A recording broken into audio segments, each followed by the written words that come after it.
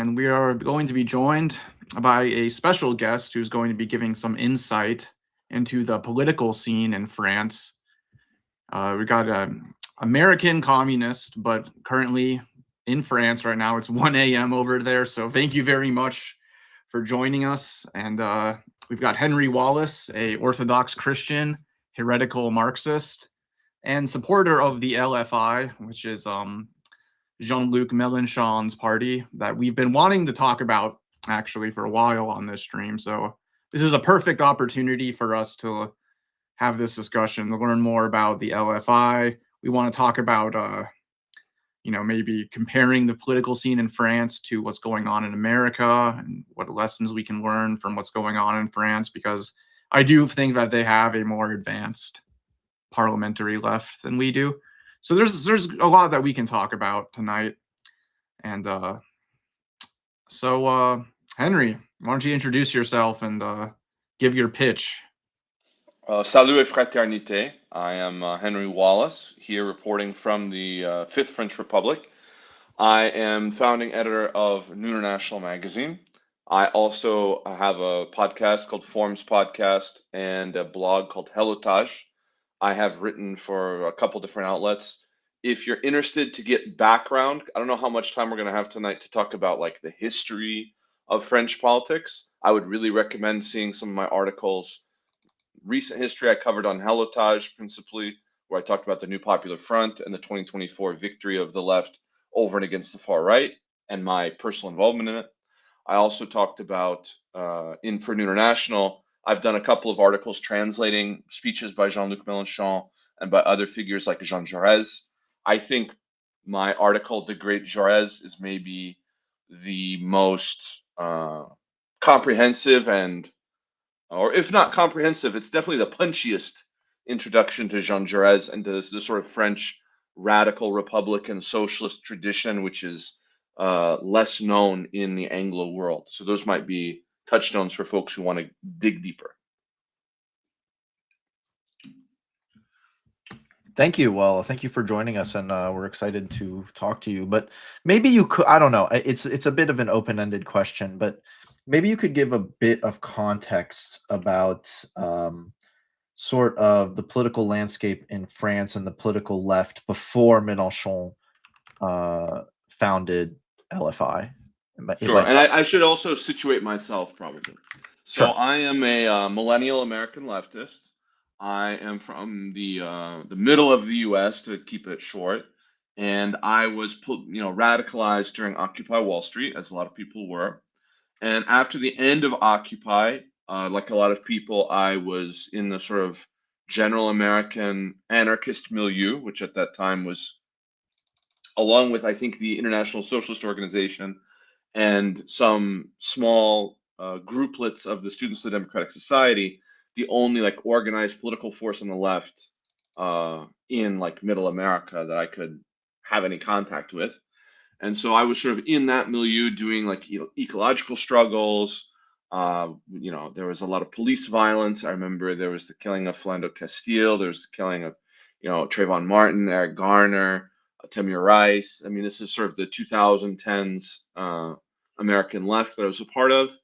And I was very influenced by a current, which you may have heard of. It was featured on the Glenn Beck program back when Glenn Beck was on CNN. Oh, I know where you're going with this. The Coming Insurrection. Yeah. And I was part of a sort of milieu of people that took that to heart. And by various means, I ended up in the big Rotten Apple and met some French people. And as I was one of the only comrades at the time who had a car and knew how to drive, I was able to drive some French comrades around and help them do a little book tour and stuff. And at the end of the book tour, they're like, thank you very much. You should come to France and we'll do a tour. So I, quit my shitty job and went to France.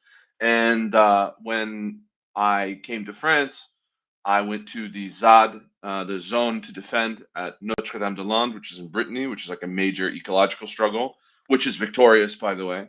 And I've been to the ZAD multiple times when it was like a really conflict, like still active conflict. I was also involved in the Notav movement in the Val di Susa, which straddles the French and Italian border, as well as I was very active in the Yellow Vest movement, the Gilets Jaunes, and I went to the Assembly of the Yellow Vest, which is like their dual power, like basically when the Yellow Vest made a Soviet. So I was there and saw a lot of things, and I've been in France basically. I think now I've been in France for more than 7 years. I have to actually look at the dates. And I joined the sort of parliamentary or electoral French left very late because I'd always had a very strongly anti-electoralist orientation, Right. being an Occupy Wall Street sort of autonomous person.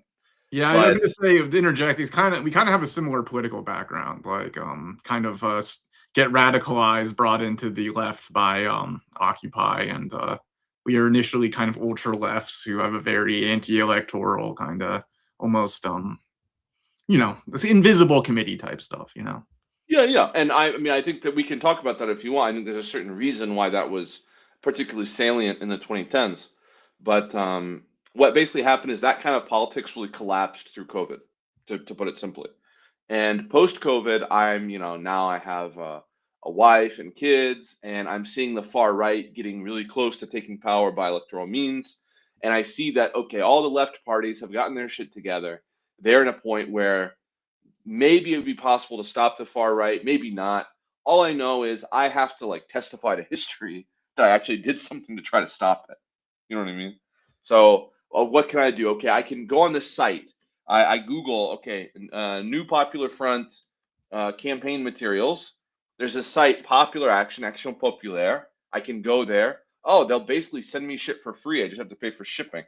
Okay, give me like 5,000 flyers. So I get my 5,000 flyers, and with my kid in the stroller, I just start going around and flying like a madman and just trying to like propagandize as much as possible in the run up to the 2024 legislative elections. And as you all know, the far right was blocked. So that's a big win. And at that point, I realized that actually there is a point of doing electoral politics, that it is actually possible. And we can talk about it later if you want, but the New Popular Front program is not like the most radical program that's ever been devised. But if you propose that program in like American terms, you would seem like you're a fucking space alien. Like it's not. It's a crazy program. And so I was feeling like pretty good. And as I was doing this campaign, I realized like the most organized force on the ground are these France Unbowed, these LFI, the France Insoumise people that during the Yellow Vests, we, the kind of like autonomous, made fun of. Right. And like now they're the people that are the most organized. And I find myself like, if I want to do anything politically, they're the people that actually have like local cells in every major town. They even have cells in like small towns and villages and shit. And if you want to do something, this is like the tool that's ready to hand to do it. So I start engaging in a kind of almost journalistic, interested to see how this works thing. And then I slowly become convinced that Mélenchon and the Unbowed, the LFI, the France Insoumise, has actually something going for it that's not just good at doing campaigns like Zoran style. But what if Zoran had like a compelling historical materialist theory for the 21st century?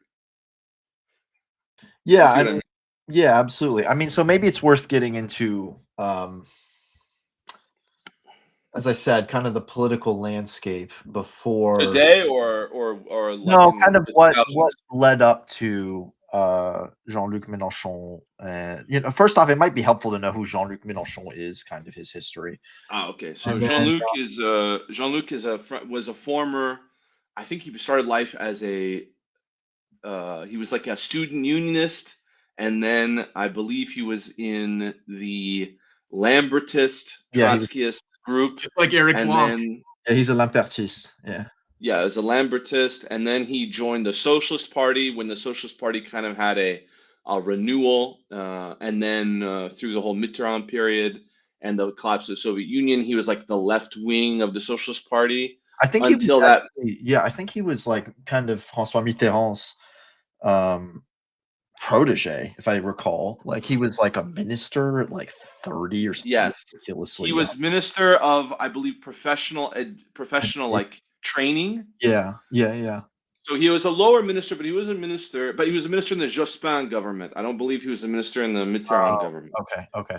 But anyway, so what for those listening, what's interesting is that Mitterrand represents this like weird point in French history where it's like the 1980s, right? Like the end of the Soviet period, and somehow France is like electing a socialist who's explicitly talking about like anti-capitalist discourse and stuff like this. It ends up not working for various reasons we can get into, but that at that time united a bunch of people on the left, and there, there was a common program between the Socialist Party, the Communist Party, Yeah, there's like a and that was like the last time left unity was really strong. And then at the end of the 90s with the what's called the plural left period, and this is all actually written about very well in Jacobin magazine, recently published a piece called "The Rise of La France Insoumise," which talks about how the unbowed became hegemonic.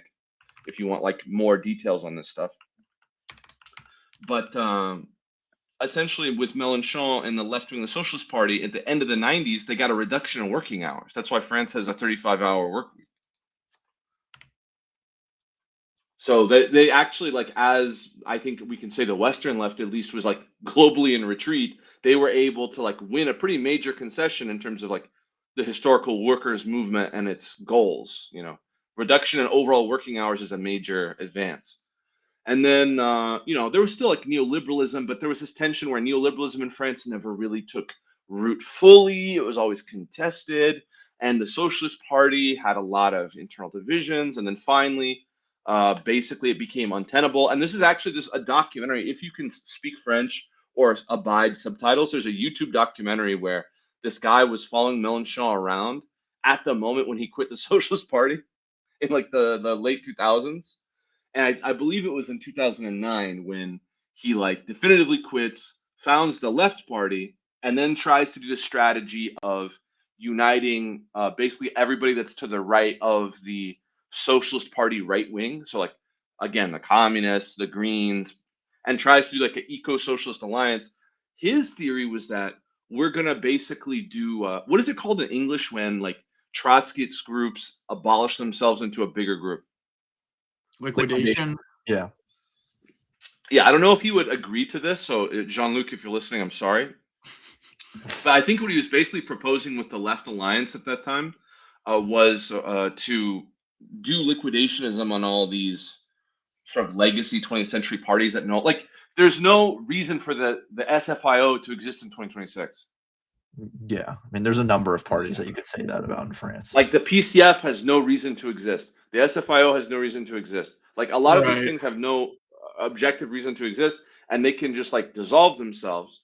And that didn't happen. And I have this based on like unpublished internal discussions I've had with people, but essentially what prevented that from occurring was the Communist Party bigwigs not being willing to give Well, up the like vehicle.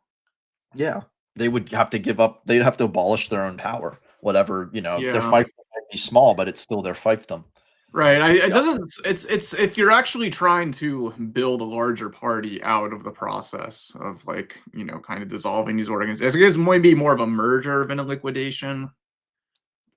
Or Yeah, maybe. Yeah, I mean, it would be more of a merger, but the point is that even with the idea that the parties would formally continue to exist, what Jamil is saying about them functionally losing relevance, and Right. like as I grew up as an evangelical kid.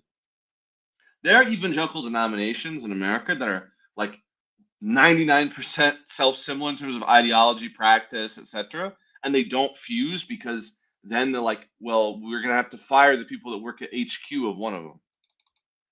Right. yeah, there's So redundant. Right?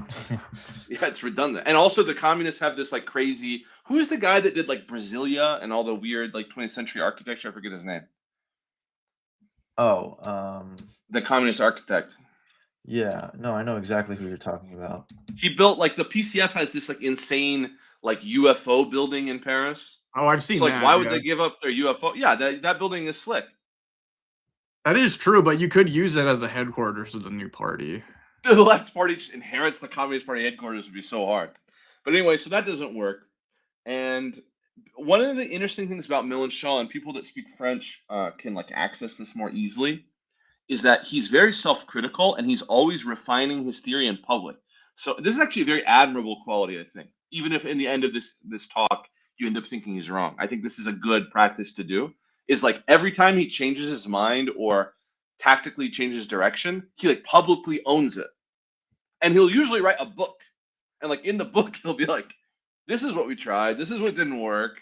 Here's what I Yeah. didn't know. Here's what I'm learning." And like if he gets really into anthropology, we're gonna get an anthropology book from Mélenchon explaining, what Yeah, he learned. I mean, imagine, I mean, Mélenchon, it just kind of as like a tangent, um, it it's kind of difficult for me to express to U.S. comrades, but Mélenchon is basically the greatest living orator in France. I think it's fair to say, actually. Oh yeah, definitely. He's an incredible orator. He can go from like high language and like incredibly grand and epic language to being absolutely hilarious, like a very funny guy. And I mean, just imagine a U.S. Politician. I mean, Josh Shapiro published his book recently. It's dog. It's so bad. It's submental. And Mélenchon is writing like tomes on like social and political theory that are like citing like ecological science and like and Marx and like symbolist poets. And you can't even imagine the level like in the US. Imagine if Bernie Sanders went on CNN and started talking about the noosphere. Yeah, exactly. You know what I'm saying? Like, you know what I'm saying? So just and like no shade to Bernie on his oratory, but like Bernie has this like curmudgeon vibe, and I guess maybe some people are gonna like paint Mélenchon as a curmudgeon, but like, yeah, you're right. I mean, there's just this. It's hard to explain. And actually, if people go on New International, newintermag.com, I recently translated a speech from Mélenchon that he gave on the day that Venezuela was invaded, like at the Place de la République in Paris.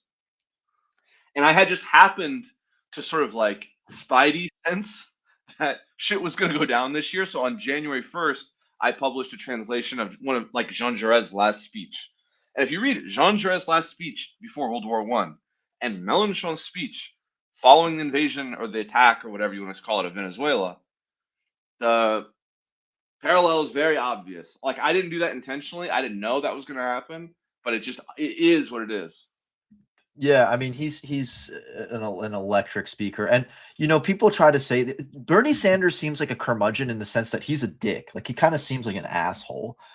Mélenchon doesn't come off the same way. He's like your. You said that. I did not say that. Yeah. I did not call Bernie a dick. In my opinion, like Mélenchon comes off like the like sort of typical clever left grandpa who's like very acerbic, but ultimately has like very good intentions, and you feel that he's a warm person, quite frankly. Like he's got a tremendous. Now, whether or not these public personas or how they project themselves is actually how they are in their private life, clearly I don't know that, right? But that's kind of how he comes off for me. But like, yeah, no, he's I can, I mean, he's what an. Yeah, I will say there's also a grander that like Bernie never gets up in front of thousands of people and is like, destroy the citadel. Like, yeah, we have to tear down the castle of capital.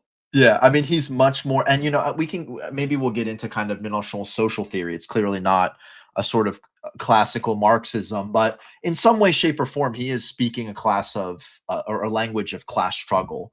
Oh, definitely, yeah. And it's actually, and to be fair to Bernie, he also, better than really any other public left figure in the U.S., speaks a sort of language of class struggle.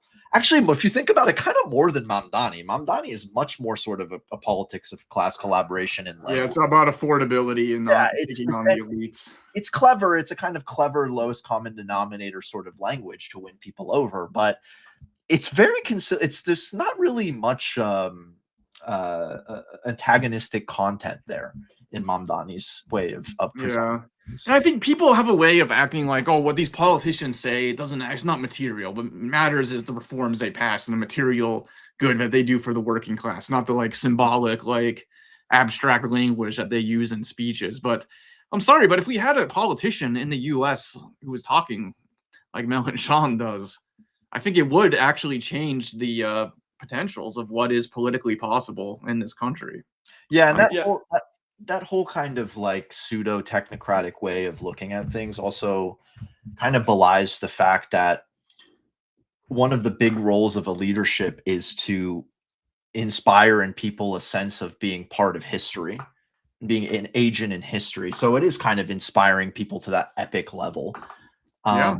And it's from the strength of the movement that those reforms follow. And that kind of quote unquote spiritual symbolic aspect is an important part of building the movement. It also reveals the sort of political fault lines. Like in my piece, The Great Jaurès, I used Trotsky as a foil because Trotsky lived in France and wrote extensively about the Second International period. And it's just very obvious there's a fundamental ideological contradiction between Bolshevism and Jaurès. Like they don't agree on several key points, but Trotsky can't disown Jaurès because Jaurès is too great. Like when in 1917 the Soviet people erected a monument to Jaurès in Moscow. Like people are like in Italy naming their kids after him, and this idea of being this inspirational figure that gives voice to be the real tribune of the plebs. It's a heavy responsibility, but with someone like Jaurès, or I would submit with Mélenchon, they generally speaking acquit themselves with dignity. Uh, I'll give a concrete example of where Mélenchon has failed, for example. In the past, Mélenchon fell victim, as I'll put it, to a kind of French secularist, a very common French secularist error, which was to be very hard on any religious symbolism in the public square. So, like, he would be, he didn't want people walking around with a big old cross or a veil or whatever, right? And so, in like the 2000s, he said some really cringe shit about Muslims, basically, being like, the veil is a symbol of, I forget exactly what he said, but it's like a symbol of slavery or something of this nature, right? And then he had to politically recalculate and sort of own and publicly admit repeatedly on TV, on the radio, in debates, why he was wrong, why he changed. And I think modeling that for all of the militants is very important.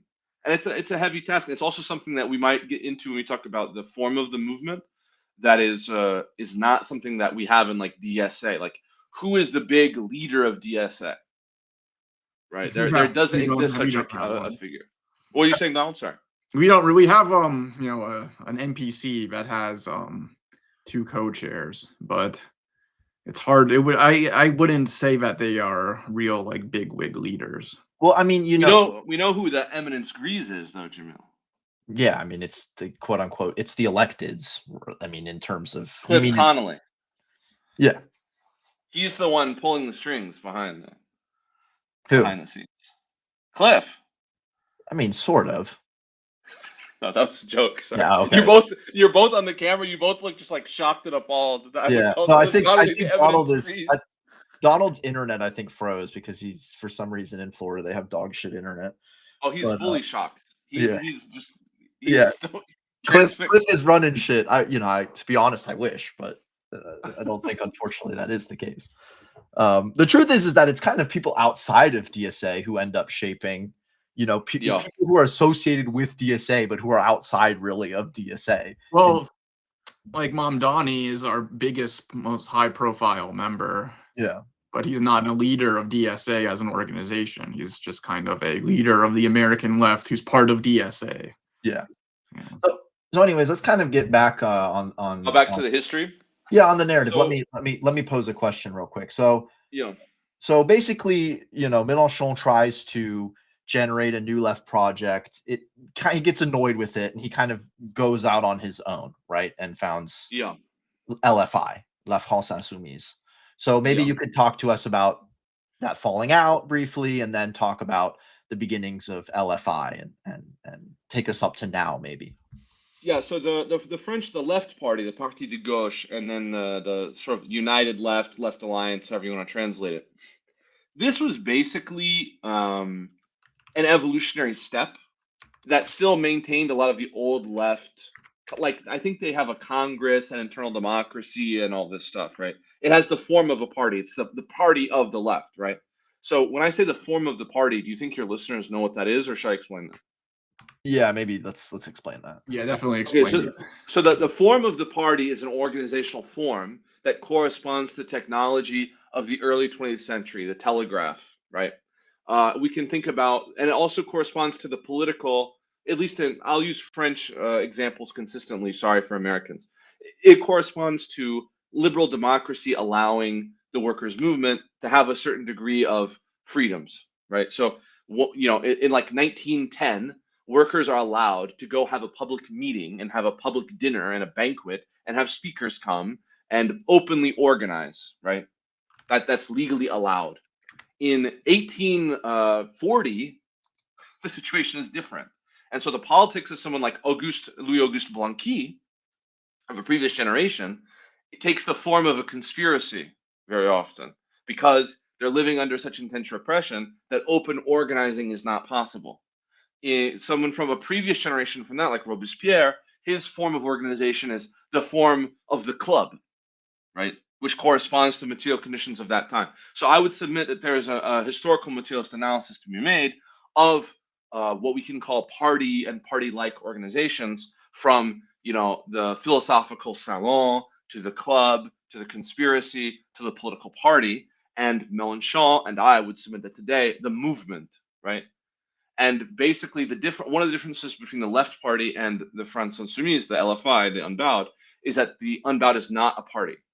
So the Unbowed is not a mass internal democracy. It doesn't have formal membership. It doesn't have party congresses with motions and stuff like the DSA. It doesn't use Robert's Rules of Order. It has a completely different form based on what was empirically observed in, Gezi Park, Syntagma Square, Tahrir Square, and all of the sort of uprisings of the 2010s. Does that make sense as a sort of grounding thing? So Yeah, basically, Mélenchon was looking at what was actually happening. It's like there's all these revolts all over in the world. What is the cause of these revolts? And I can explain the causes if you want in a minute, but basically his coming out from this analysis was saying, actually, we need to break with the form of the party, embrace the form of the movement, embrace like contemporary technology, and try to, rather than have like a vanguard which leads a revolutionary subject, basically provide a vehicle for popular mobilization and popular education, such that these objective revolutionary forces stewing in society can bring that energy into public institutions. I'm sorry if I was going on too long. no, that's great. That's great. I mean, the thing I might say though is, of course, you can say that it's a movement, but at the end of the day, it shares with the party, at least, in that there will be a leadership. And of course, one can always criticize the vanguard model, but the truth is that spontaneously leadership develops in an organization. And the point is to be explicit about that and to ensure that the leadership is also accountable. And it's very often kind of criticism levied at Mélenchon is that he very much is the leader, kind of the supreme leader of this party like thing, and that there isn't an internal or robust democratic life in the organization, which,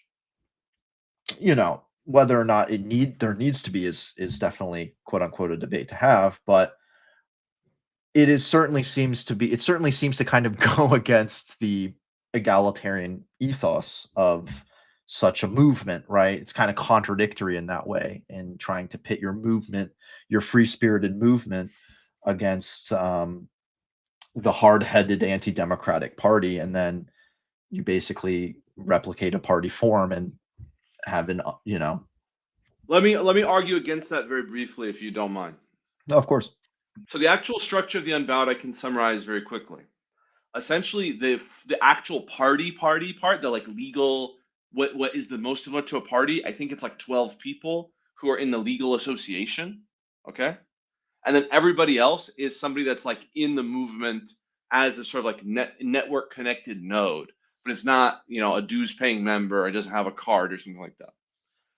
The movement is organized horizontally with various poles and spaces. So there's like the propaganda space that like produces flyers and posters and stuff like this. There's the space of events that handles like the summer camp, the big meetings, the big events, stuff like that. There's a space that covers there's the programmatic space that covers the program. I should have mentioned that. But the Unbowed is very program centric. So really the program is what drives the whole thing ideologically. So they're not And so on. horizontal. Well, it's a mixed system where there's all these poles are horizontal, and all these poles have co-animators. Usually it's a man, one woman, or non-binary person or whatever. And the co-animators of each of these poles are all in the national coordination, right? So the national coordination, I don't remember how many people are on it right now. I think it's 12 or 14 or something people on it.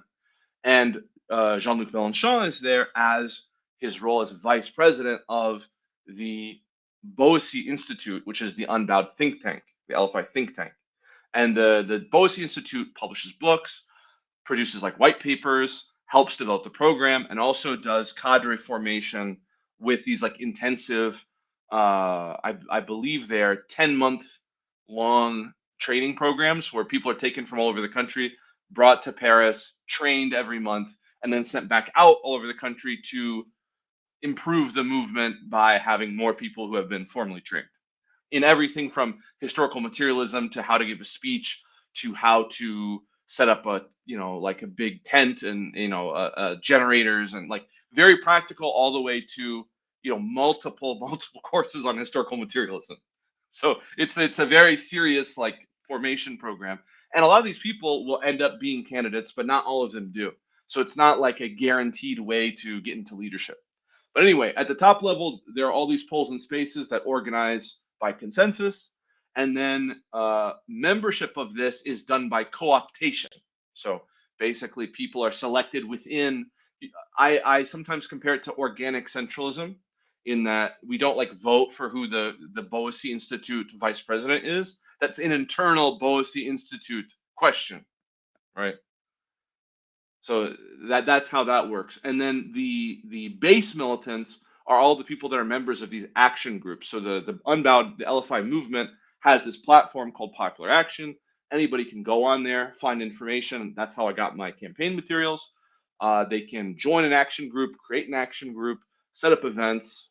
Basically, it has everything you need to communicate and organize.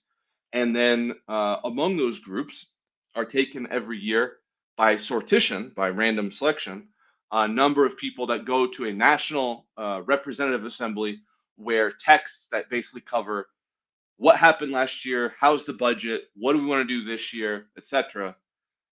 And then that is submitted to rounds of consensus-based amendment. And finally, the whole finished text is submitted to the whole movement through popular action for an up-down confirm or deny vote. That's actually incredibly. That was absolutely the most succinct description I've ever gotten of the actual kind of organizational structure of LFI. I mean, I will say, and not to be annoying, but okay. First off, we have to begin by stating that obviously Mélenchon has been effective. He's completely. Oh wait, sorry. There's one thing I forgot to say that's important. Okay. Yeah. No local group has any territorial authority, and they all have autonomy. So let's say we don't fuck with each other, and we live in the same town. I can have my group, and you can have your group, and neither of us can claim solely to represent. It's not like the local section of the Communist Party. Does that make sense? Yeah. There's no territorial hegemony, and that is very useful because you can make an action group like in your workplace, in your university. You can be a member of multiple. Like maybe Donald travels between two different towns for work, and so Donald is going to be like in the Ithaca action group and in the Manhattan action group because he happens to go through both, or whatever. And all of these poles and spaces are like very open and porous, so that it's very easy for a base militant in like I don't know Oxford, Mississippi, to give an American example, could be in like the international working group, because the international working group isn't like a small group of people like in DSA. It's like I think right now it's like 80 people or something. Right. So you just have to like demonstrate some competence and get the people that are already in it to trust you, and then you can be brought in. And like this has disadvantages. This is not radically open. This is also why the Unbowed is radical and not a milquetoast social democratic party. I submit. Yeah. I mean, so I think all of this is fair. We have one, Yeah, let's which is how many people could be mobilized in mass if needed. So I'm guessing they're kind of asking under this system. Right now, I believe we have 500,000 people in the network. 500,000. Wow, that's definitely more than DSA. Not If insignificant. you go to Action Populaire, if you just go, you can see the map. Actually, there's a live map. So you go to actionpopulaire.fr. You can see there's like an interactive map of all of the groups. And you can see there's groups like in China, in Canada, different places in the world. And you can see like what are all the events happening. You know what I mean? So it's radically transparent in that sense. Right. I think I'm not going to fully endorse this structure, but I do see the advantage to it because you can basically do rapid response agitation, and it's very flexible. I think is what the appeal is, that it can basically like political situations as they unfold without having to wait for Congress to vote on the proper resolution, and it can make statements without if a 20-person or 16-person NPC vote on every statement before it's made. You kind of have freedom of action as an agitator. For example, if you're someone like Mélenchon, like you are able to kind of be this LaSalle agitational type figure who is able to act without having to worry about whether every single decision that they make as act by the party, right? Yeah, and like think about it this way: if you go to the France Insoumise website, let me see if I can pull it up. I don't want to misspeak on your show, but essentially you can see there is a list of, when you go to Le Mouvement, Le France Insoumise, comment ça marche. So you can see the spaces and poles of the movement and who are the coordinators, right? So I'm just going to run through these really quick of what is the top level coordination. There's 24 members, 12 men and 12 women that represent 11 spaces. So there's the overall coordinator, who's like the president, basically. There's the life of the movement, program, and Bosse Institute, citizen practices and popular education, territorial development, youth and anti-fascist struggle, elections and electeds, communication, struggle support, basically relations with other groups, international, and then the parliamentary intergroup, right? So you have within this the people, like the people in charge of actually running the parliamentary stuff are on the same level as the people doing anti-fascist stuff. Yeah, You see what I mean? I think that once again, I think it's very interesting, and one has to also admit openly that, as I said, it's been effective. Maybe I don't know if we can fully attribute that efficacy to the organizational structure. Who knows? It's many things, right? But I will say, I think that the overall thematic of a criticism I might make about this is that there is a kind of tyranny of anarchy that will emerge, and that despite sort of this notion that there's a horizontal structure, certain elements will end up dominating. And But it's explicit. It's not yeah, anarchic. There's like a charter. There's documents that explain how it all works. It's all explicit. that's fair. That's fair. It's But just like, that the look, Mélenchon, we love him. Like that's the deep thing that makes people uncomfortable, is that he is loved. Like yeah, if Mélenchon tells me to do something, just as a man, I will probably do it because that's he is fair. like, we call him the old man. Yeah, Like, you know that's what I mean? fair. He is. It's good to have. It's good to. I mean, I admire him. Obviously, Yeah. obviously, I admire him, and I think that in many things he's right, and he's worth following. I also want people to maintain their critical faculties because it also helps the movement progress. And we're fighting for an egalitarian world, and I think he would agree. But the whole kind of think tank thing, first off, I find that on the one hand, as a nerd, very cool, but also kind of like, I don't know, it seems like these fucking eggheads like get to like think for the movement. Everyone else shuts up and thinks. I mean, of course, I'm sure it's not that simple. Everyone thinks, and there's probably many intellectual groups on the ground and all over. And obviously, there's a much more robust intellectual life on the left in France than in the U.S. by far. But Are you telling? No, I don't believe you. no, You're making stuff up. No, it's not that I don't believe you. It's not that I don't believe you. It's I think that I don't know. Let me put it this way: Why do we need a think tank? What's the actual organizational function of the think tank? Is it just Mélenchon needs a role? No, we need to think. I would submit there's two things that's needed. Is we actually need a formal way for intellectuals and people who aren't ready or able to technically affiliate with the movement to have an interface.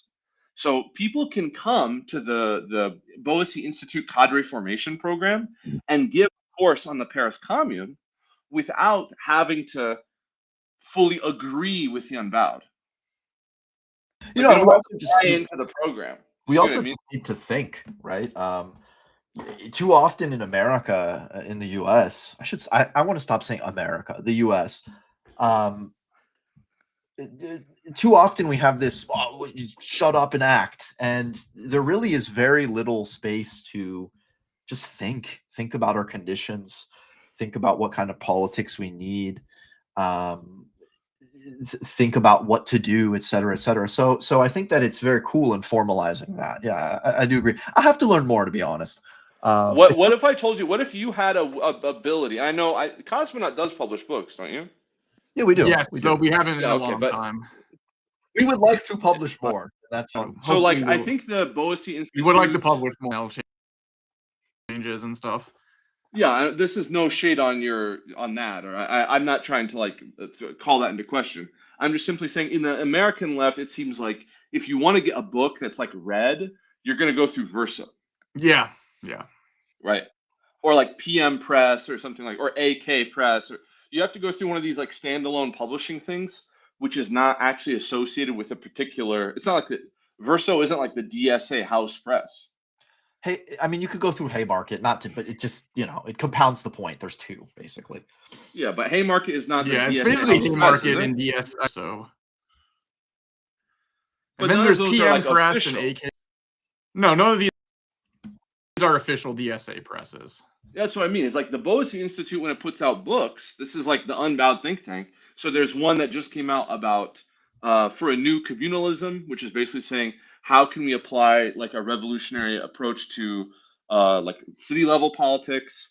There was one recently that came out about basically demographic and sociological changes and in how the recomposition of political life, given the way that people like move. Like I said, a lot of people are in between cities. Actually, they spend time in different towns, which is like a unique thing about the 21st century. There was a book about how to stop the far right. So, like, I think this year there have been 3 or 4 books published through the Boissy Institute. Or like 2025 till now. I mean, don't get me wrong. It's fascinating and enviable. Well, you don't have to envy. I wish that DSA how it had works. like people writing books for it. But DSA doesn't have a think tank. No, DSA. Or does it? DSA is so. Listen, there's a reason that I've largely stepped away, quite frankly, from all things DSA. I'm not telling you to do that. I'm just drawing the comparison of like, if you want to have a think tank and you want to do that by a Congress, good luck. Yeah. Because like by a Congress, you're right. Punish you're right about AOC. Well, that's kind of my solution. As I was going to maybe pitch this later, but it would be you have a Congress that determines your program and elects like a formal leadership, but then maybe like create like an agitational department, that freedom of action, like a party within a party, something like that. I'm spitballing ideas, but I feel like there could be a way to have a kind of agitational To be Ready fair, for to be people to kind of just react to events and then have the more formalized democratic structures that are kind of like working above it or working with it, you know? well, to be fair, there is quite a, from what I understand, in various locale, it's kind of geography dependent in DSA in the US, but there could be some pretty strong kind of agitational networks and mobilizing against ICE or organizing against like landlord abuses, et cetera, et cetera. So, but it is kind of less than it's so than baked into the structure. It is kind of incidental and geographic, right? It's all And think local about agitation. There's no like nationwide agitational struggle. That's Yeah, the thing. it's a huge that's a major problem if you It want to is. actually stop Trump.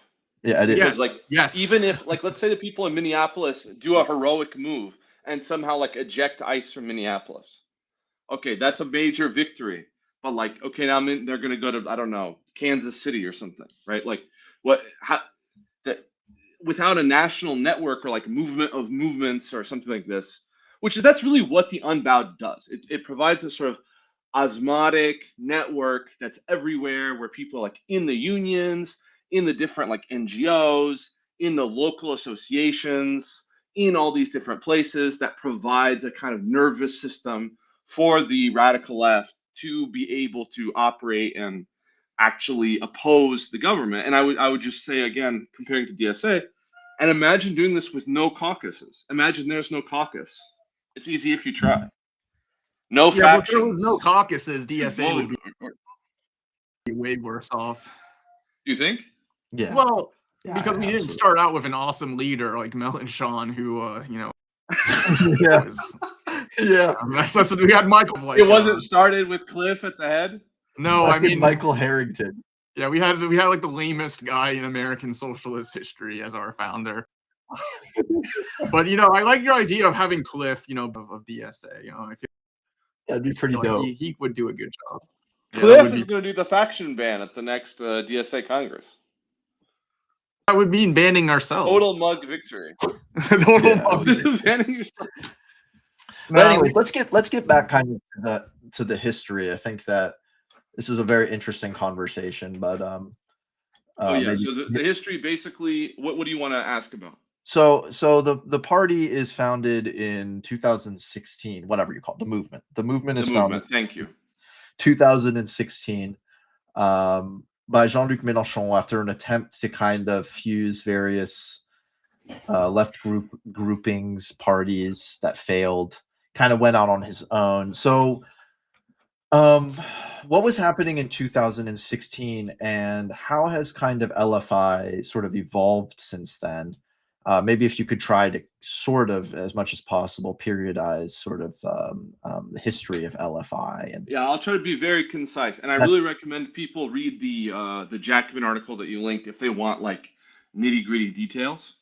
Basically, the French Fifth Republic, and I wrote about this also in my blog, so if people look at that, they can find I talk about this in some detail, but the French Fifth Republic is extremely top heavy, right? Like the U.S.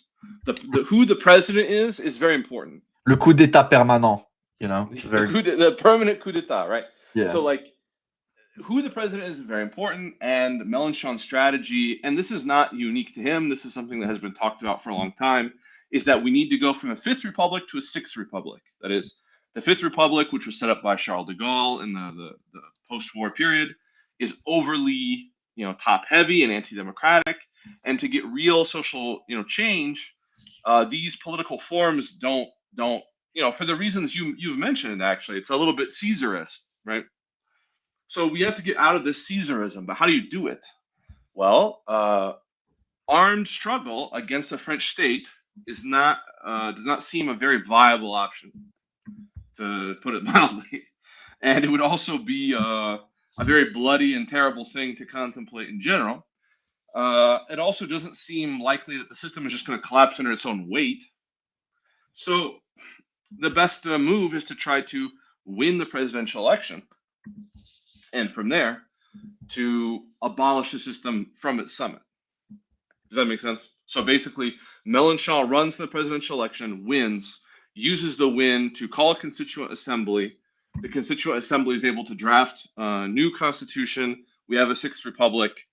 Voila. Okay, this particular cycle of struggle has, or this particular conjuncture has been resolved. And actually, I'm never. So wait, does the I'm just going to president assume formally that have? I've never. Just sorry, just if I can finish my thought briefly, Donald. I was never a big Gramsci reader, but I have recently realized I'm actually a turbo Gramscian in practice. Like we are doing max Gramsci. I can Yeah, see you know, that. I mean, So I guess my question is, quick. So does the president in France technically have the ability to call a constituent assembly like that? Would Does like he have the would he be ability? kind of going against the rules? I think there would be a way for him to do it that would not be going against the rules. even so, I mean, to be honest, it kind of like, who cares, right? The whole point, you're sort of already sort of in a legal no man's land as soon as you want to replace a constitution, right? So it's kind of like the constitution. You can't, if the constitution was fully sovereign, then you could never ever change it, right? Right, and at that point, you've been alleged the Constitution. So yeah, it is worth speculating though how like the French elite would respond to that. Yeah. Because I mean, I think you know, that because for sure, but I don't oppose using those kind of legal paths to. but especially now Or- the bourgeois bloc in France, they really like the imperial presidency with a guy like you know, the shithead fucking Macron. president, right? Macron. Yeah, you know, I mean, so they kind of like that. So it is worth speculating what would happen, but once again, it would be speculation. Who knows? Well, having thousands of local cells with hundreds of thousands of base militants is a good way to make sure that the revolution is perpetuated. Oh yeah, yeah, it certainly would make it less than trivial to. And if the far right comes to power, that's another thing I like about the unbound strategies. If the far right comes to power, well, we have a resistance network already there. Yeah, inshallah, you know, honestly. I mean, like that's the upside. By Marcus having does this have like a good network point here, movement. though. What is Marcus saying? So it sounds like the best way to kickstart it Kickstart Marcus is one of our very smart listeners. We very Should I answer his questions or no? Oh, absolutely. Well, yeah, Okay, and he also so what are asked some of the earlier about anti-fascist activity? anti-fascism. So yeah, maybe answer that question. So there are like different Antifa groups in France. One of the bigger ones is called the Young Guard, the Jeune Garde, and I believe they were recently administratively, like in French we call this being dissolved. I don't know what the term for this is in English actually. Basically banned. But in France, if you get banned as a group, a lot of groups will actually just like reconstitute themselves. Like far right groups do this all the time. You ban one, it's kind of whack-a-mole for the administration to do this stuff. Yeah. So there's a new anti-fascist group. I forget exactly what it's called, but basically, given that the Unbowed have like a particular strength in like the that's also something we kind of glossed over. Is the Unbowed is particularly strong among the youth and like urban areas. That's its like main base, and so these are the people that are also the strongest Antifa members, generally speaking.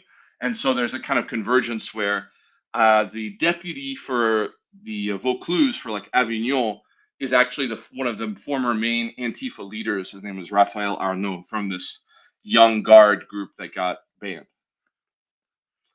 So they basically, one of the things Unbowed do will like, they don't try to have a vanguard relationship or a part like a classical Communist Party relationship to unions or newspapers or associations. Like, let me concretize this briefly. The French Communist Party, for a while, like controlled the Humanité newspaper, and it basically would control the General Confederation of Labor Union, the CGT, right? And that's like a traditional party way of doing. Like, there's the party, and the party said, the party controls these things. The Unbowed explicitly reject that model, instead trying to have more of an equal partnership with these groups and taking up their demands, whatever demands they can, into the program. So like there is a post-Zadist group called the Earth Uprisings, the Soulèvement de la Terre. Unbowed deputies will go and like support them and support their ecological actions and go in parliament and denounce police violence against them and stuff like that, and then bring in, for example, one of the main things that this ecological group wanted to do was ban what are called mega basins, which are basically these massive water retention ponds that divert, it's kind of complicated, but they divert fresh water into artificial reservoirs to be used for industrial agriculture and other applications, depriving the fresh water of other natural uses. Basically, I'm summarizing.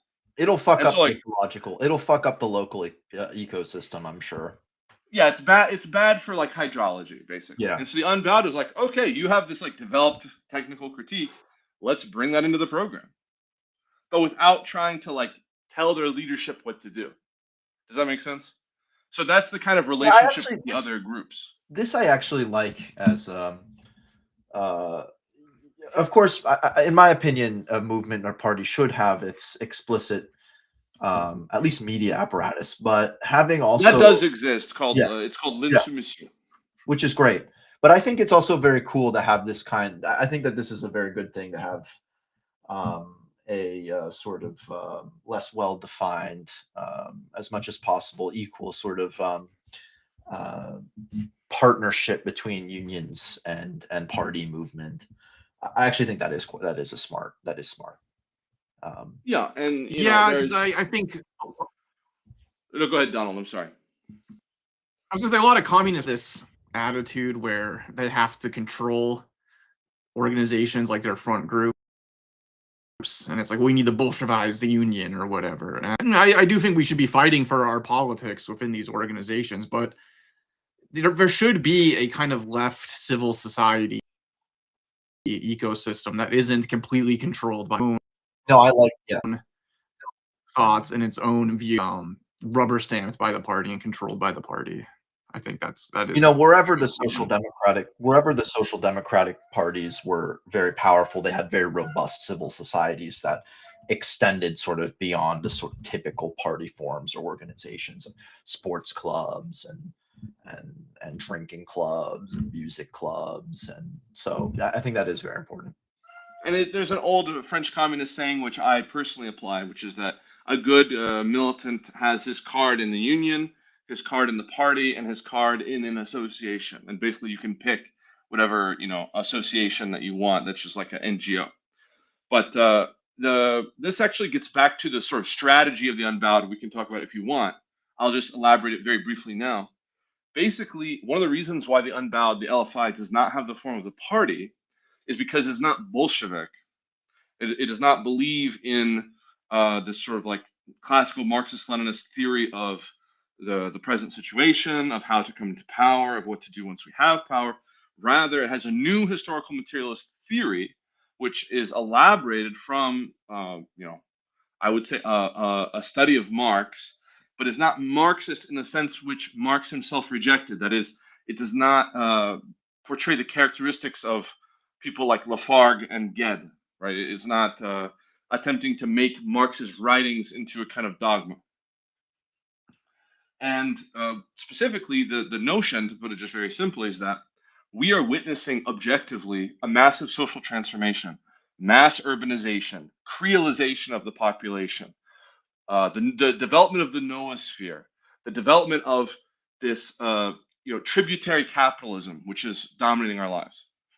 And there is resistance to it, totally apart from the Unbowed. This is just an analysis that Mélenchon and other people have developed.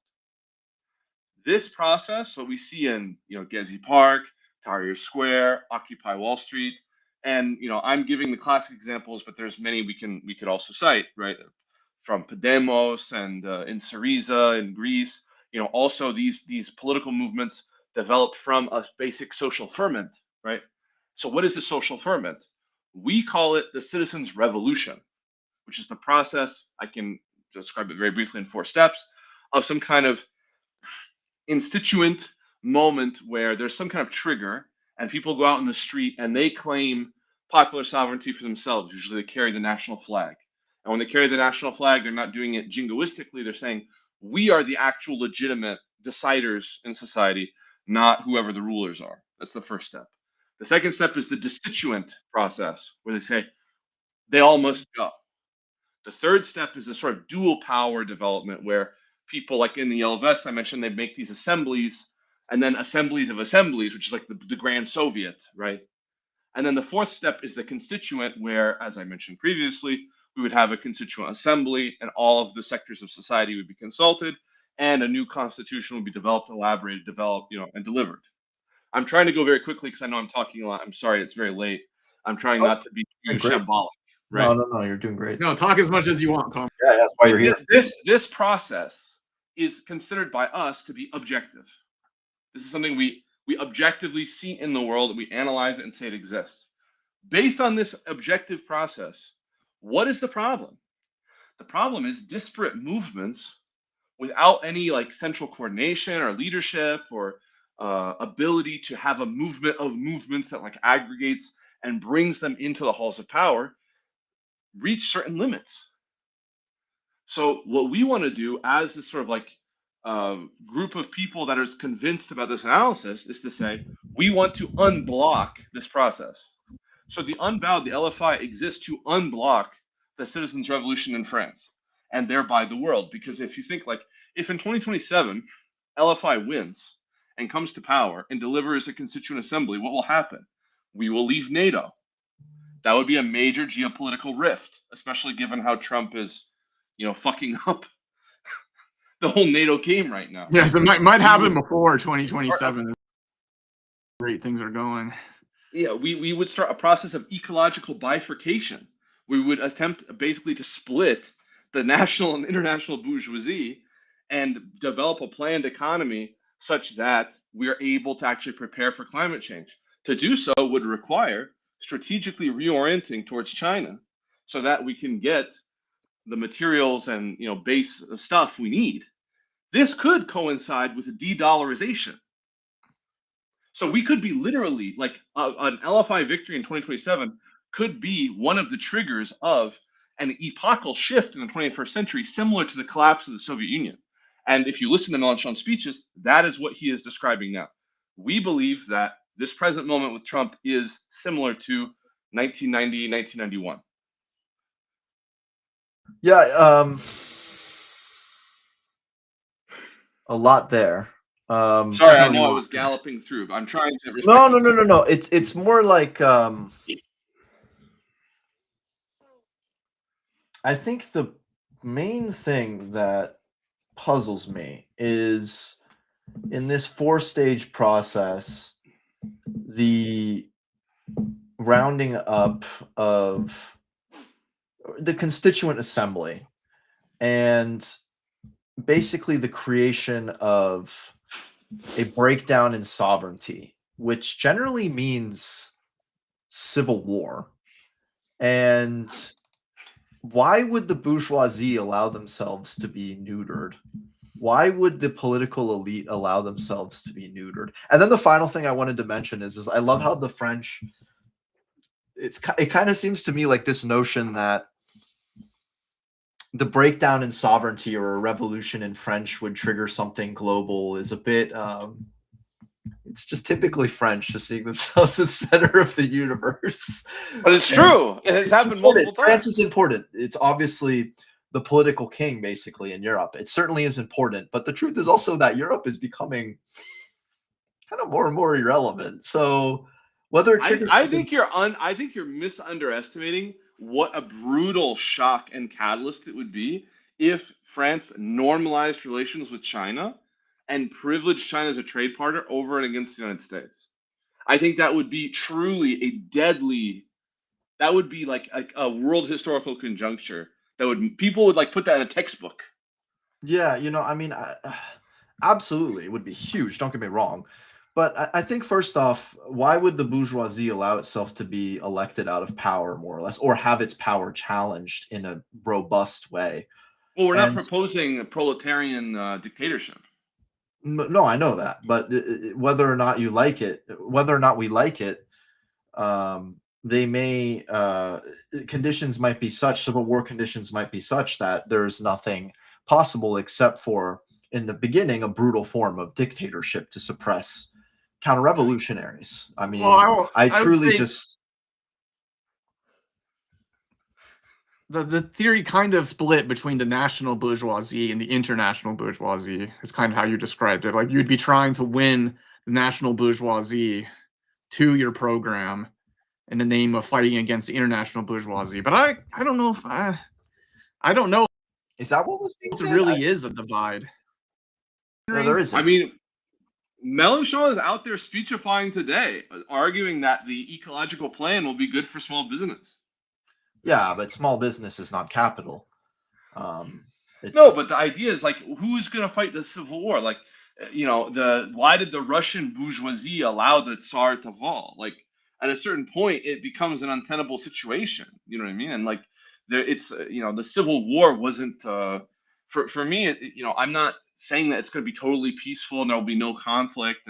But the point is that the radical left strategy, which is different from the unbowed, I should say, the radical left strategy in a sentence is basically the idea that we should try to take power within the system in order to abolish the system.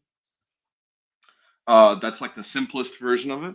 But basically, it means using electoral means to advance a revolutionary program. And obviously, like if we get elected and there's a coup d'etat, then it's legitimate to suppress the coup d'etat. Right. No, I know. I'm just saying that it certainly is. It certainly is. Listen, this is something that people believe in democracy. No, yeah, but first off, in France, I think there's there's a segment of the population that actually kind of doesn't care. There's aspect fascisant, and I do have to reiterate that the bourgeoisie, the political elite, and the military elite are not going to go so easily. They're really not. And well, do we want to be Denmark? Well, what do you mean? Like under the suzerainty of the U.S.? Like one of the things, like recently Mélenchon was in a debate with the French Foreign Minister Barrot on TV. And one of the things they talked about is like Saint-Pierre and Miquelon. Because why? What's stopping Trump from just like taking French overseas territories? Yeah, but I mean, if Mélenchon has to, we have nukes. Like that's the thing is we have fucking nukes. So that's what protects us in a way that Greenland or Denmark is just not. Yeah, I guess what I'm trying to say is that the appeal of Mélenchon's program is going to hit a class barrier. The ruling class will never be on board with Mélenchon. And if there's a possibility that you could have a real, you could have a revolution and a real change in political power, they will do everything they can to prevent that. And that includes engaging in civil war. And I hope it doesn't. So you're basically asking about Allende. Yeah, I mean, basically, and more or less. Although, like, you say, I won't say. You say, what did Allende not do that he should have done? I mean, there's a number of things. First off, Pinochet, he kept Pinochet around.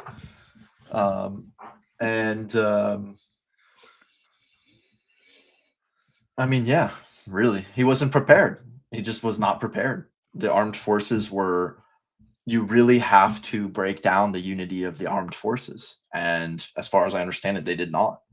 And were naive on that point. And so how are we supposed to publicly articulate what is necessary to prepare for this response to a coup d'etat before we even win the election? But you have to be clear to people. You can't lie to them. If you tell people, it's not a question about lying. It's just a question about like what specifically needs to be done. What specifically needs to be done is to be very clear that a state rests on, first off, a body of armed men, and that if you do not break the unity of that apparatus, which is loyal to the existing state, then you are setting yourself up for a massacre. This is not me being an annoying Marxist. Forget Marxism. Just look at history.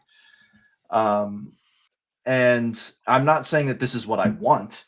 I'm not saying. Yeah, but I'm saying if you win the presidential election, that means what? You got 50% plus one against the enemy.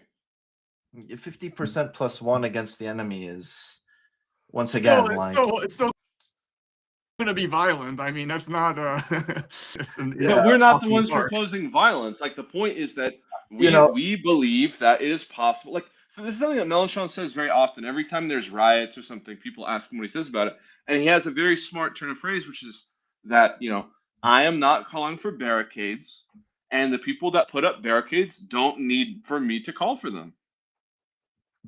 No, that is true. Yeah, I think but there is like it is true that you can't just be like, all right, guys, there's gonna be a civil war when I get elected, so vote for me no, listen, and I get get your that. guns ready. I mean, My there my are ways role, to political communication.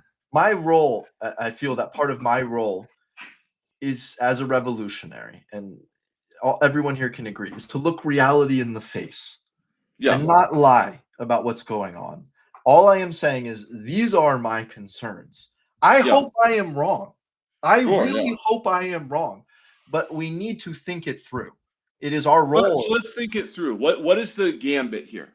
The gambit here is a fundamental Maoist notion, which is the notion of a dominant contradiction. We would say that the dominant contradiction, Mélenchon would argue, the dominant contradiction is between the sort of international oligarchy. That's the main. Actually, that's the main like enemy number one that has to be confronted in order to allow other avenues of conflict to open up. Is one way of putting it. Once those things open up, there are logics and strategies and tactics which may change, but we have to go step by step, right? So like I have a guy who's like keeps telling me that we need to do these like targeted campaigns based on like deep demographic analysis. And I'm telling him like your group doesn't even go out and put out flyers on a regular basis at the train station. Start by going and flyering the train station on a regular basis. Learn how to talk to people, and then you can come and tell me, exactly which buildings you want to target and do a door-to-door campaign. And it's the step-by-step movement that's important. So right now we're in the war of position. When it comes time to do the war of maneuver, maybe the maneuvers will fail, maybe the maneuvers will succeed, but I don't. I understand your concern. I respect your concern. However, I don't really have like in any No, case. fair. This is the same problem that we'll face in any case. So we just No, have to be more that's, numerous and better organized. that's a very fair. That's a very fair point, and that's what I would say as well.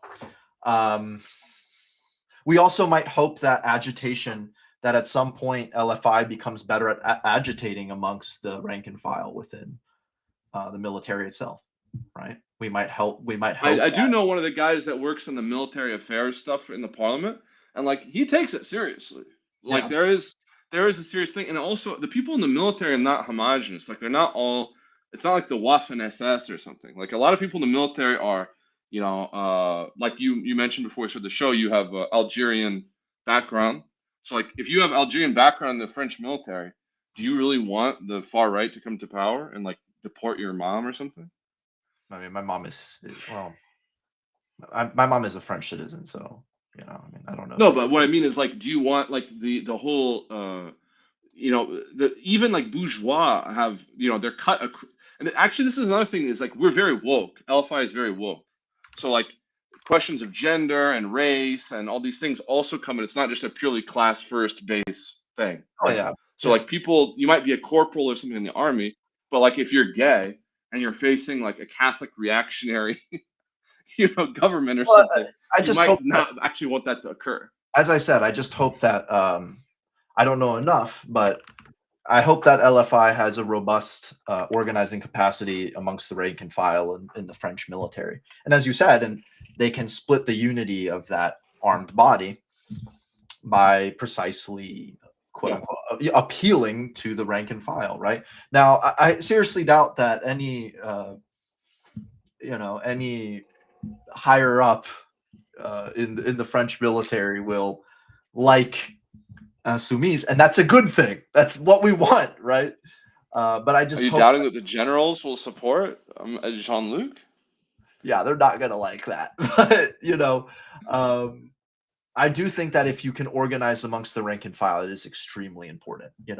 I mean, one of the reasons that the Red Army was so successful beyond being and forming into a really effective military is that they had a broad appeal amongst rank and file because many of them were peasants, and because the Bolsheviks, along with the SRs, were very serious about the land question, right? So I hope that there's a comparable ability to split the unity of the armed force. I'm sure that they think these things through, and I hope that the agitating is already happening.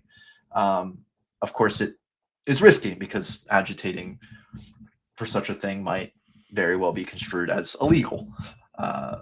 But anyways, let's. Can I answer some of these questions in the chat? Yeah, I Yeah, wanted absolutely. to bring up I the think questions, and I'd also would like So to talk a bit about like Mélenchon's. But first, about French okay, imperialism. in let Western me do some of Africa. these questions. So Yeah, go for Mélenchon it. went to Dakar in Senegal and had a joint meeting with members of PASTEF, which, if I remember, PASTEF is in English would be like the Patriotic and Social. I don't remember all of what PASTEF stands for. I'm sorry, Senegalese comrades. But basically, PASTEF is like the radical left in Senegal. And for those who are not following, they had a really brutal struggle. I tried to get an article from them for New International, but it never. It was hard to like coordinate. Basically, they had a very corrupt sort of like neo-colonial stooge in their presidency who was like a puppet of Macron, and there was a social movement of like good government, anti-corruption types, and the response of the Senegalese state was just like so brutal, like torturing people, putting them in prison, killing people, that it got to a point where like the youth, like the unemployed youth of Senegal, were running and like liberating political figures from prison and shit. Like it was a crazy struggle. And finally, they did a negotiated settlement with the outgoing regime to basically say, we won't do any legal reprisals against you if you go peacefully. And so Senegal avoided a civil war that way. And with Osman Soko and some of the other comrades from Senegal, Mélenchon came down and with an official delegation. They had a joint conference and a joint debate. And there are, points of divergence because obviously Senegal has different, religious, cultural, demographic makeup than France does, and certain questions like questions of gay marriage are not at all the same in Senegal that they are in France.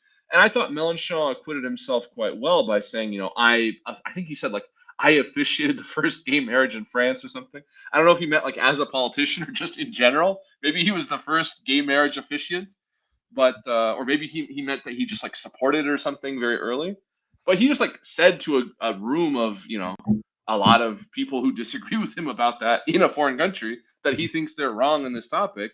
But even though he thinks they're wrong in this topic, he still is willing to extend to them solidarity.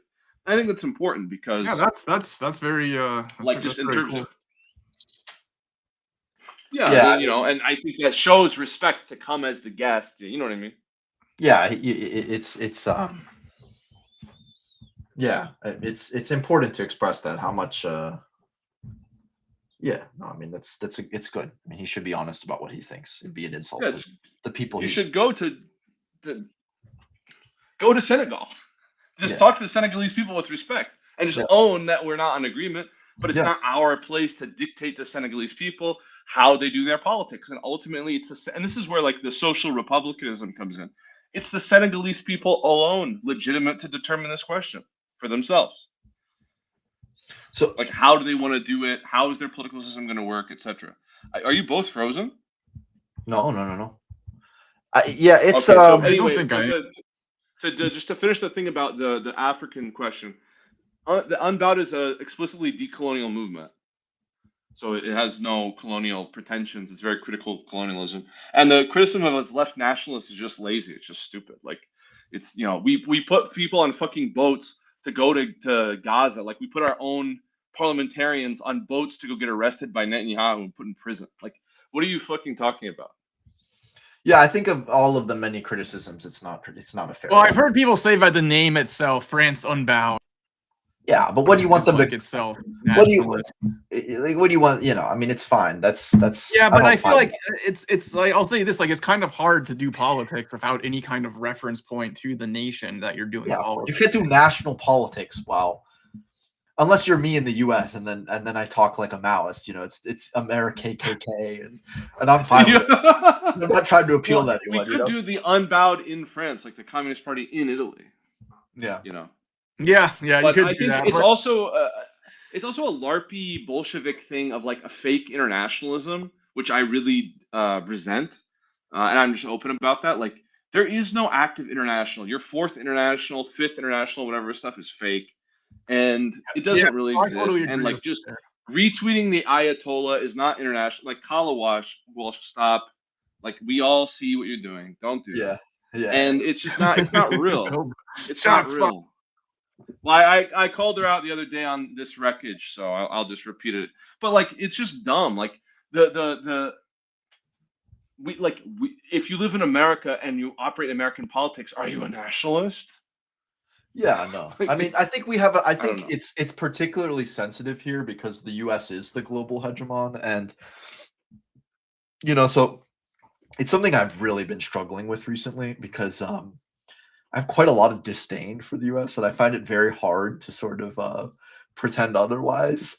And Is but at the like same time, it's not very effective at appealing to people, but it's my honest feelings, so it's kind of hard for me uh, to like play the left, any kind of left nationalism, and I just fucking just despise the ruling class here and so many of the people here, quite You frankly. don't have to do. There's no need to do left nationalism. You don't Yeah. have to do it. No, I agree. I You mean, don't have that's to do populism. You don't have to do nationalism. You can just say, like, I live in America. I want the American regime to change. Here's my proposal to do it. On what basis am I arguing?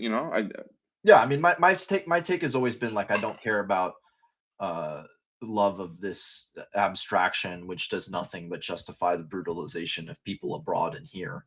I care about many Americans here, right? And Hey, can I respond to the syndicalism thing really quickly? oh yeah. yeah, definitely. Before that though, there is something that I'm curious about. How has LFI been around?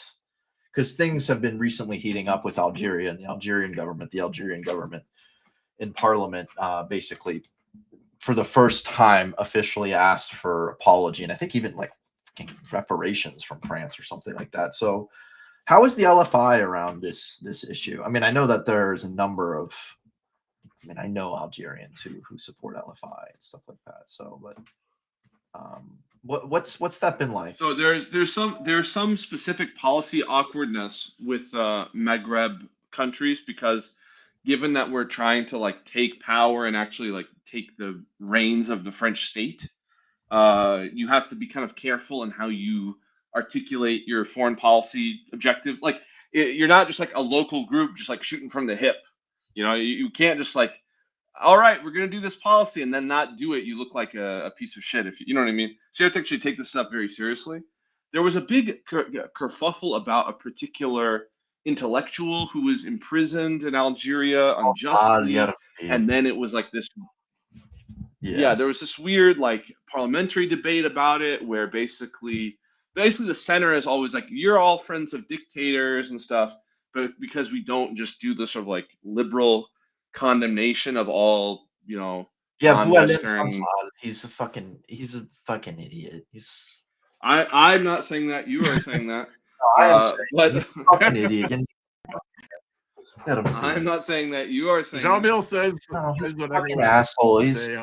He's like he No, kisses but the like, ass. basically, we French don't want people to be imprisoned unjustly, nor do we want, nor. Oh, sorry. Are we? Am I cutting in and out? I feel like I'm talking over you because we're both cutting out. No.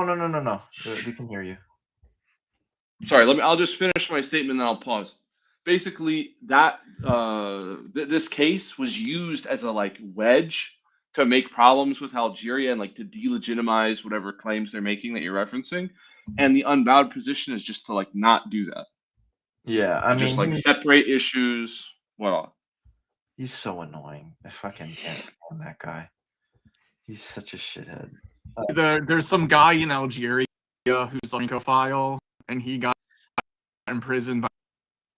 It's not as simple as he is a Francophile, but like it's not all of him. He's also like very far right. Like he's said a lot of shit in support of the far right in Europe.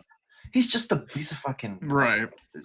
Sorry to use the c'est un bougnoule débile, genre j'en ai marre celui-là, genre. I can't. Okay, he's Julius is very upset. I'm trying to Yeah. remain calm.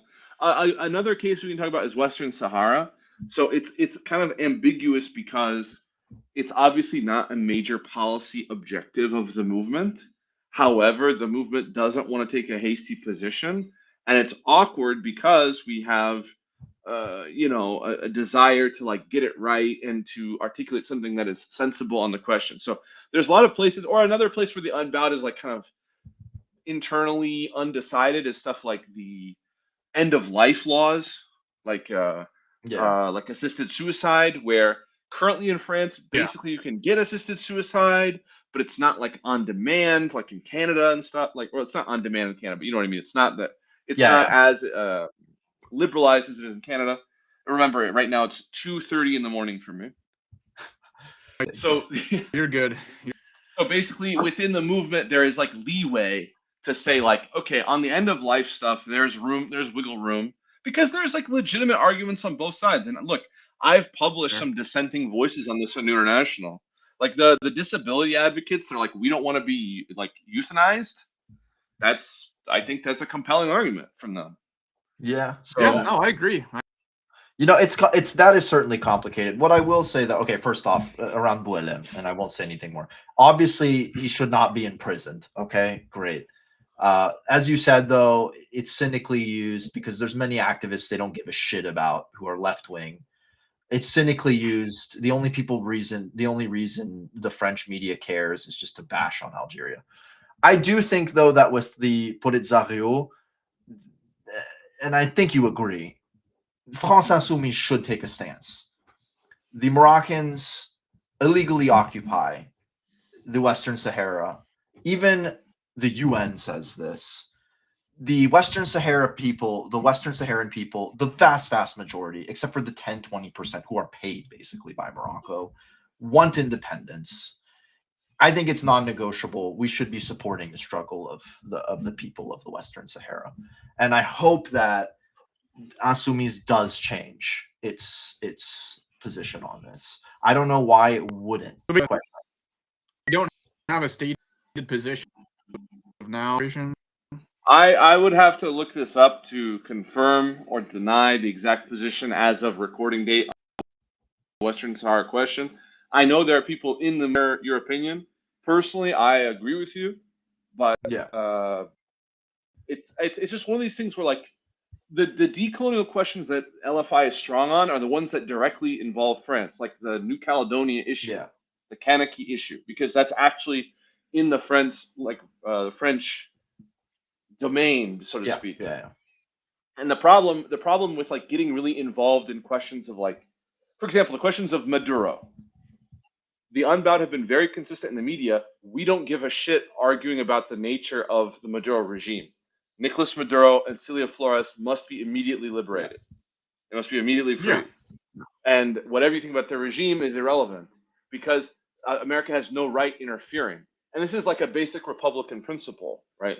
So just by principle, there's not an interest in getting really deeply involved in the domestic affairs of other countries. When there's like human rights abuses and stuff going on, we don't hesitate to say like, we stand with, whatever people in struggle, blah, blah, blah, blah, blah. But it's just a matter of, also being to hold a discourse because one of the main discourses of LFI against people like Trump is in favor of international law and international institutions.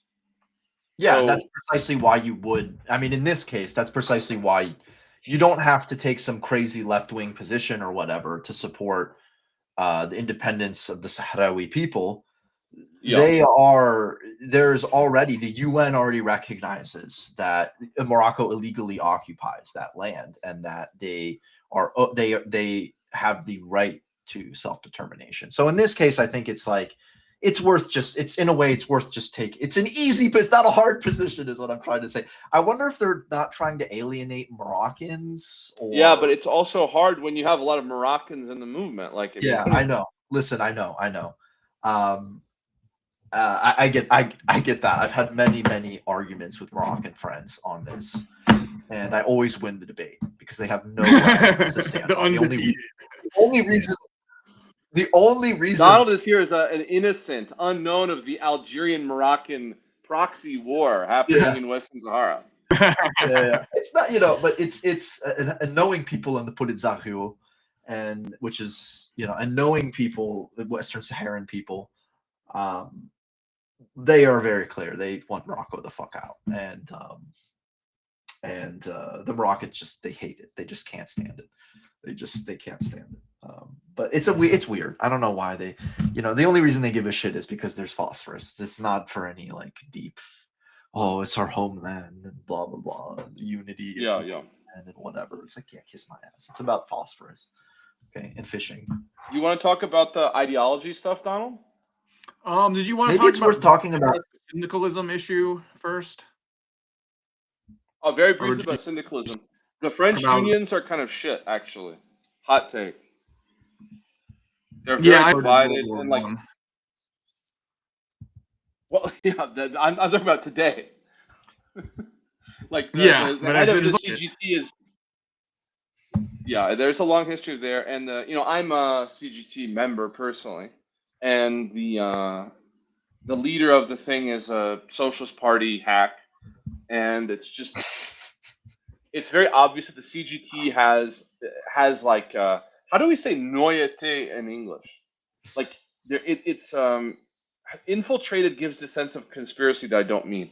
Basically, it's filled with people who have partisan allegiances, but they're all divided. So like there's a bunch of Communist Party hardheads that are still embedded in the unions, but they are like weak and divided amongst themselves. And the French Communist Party is basically like I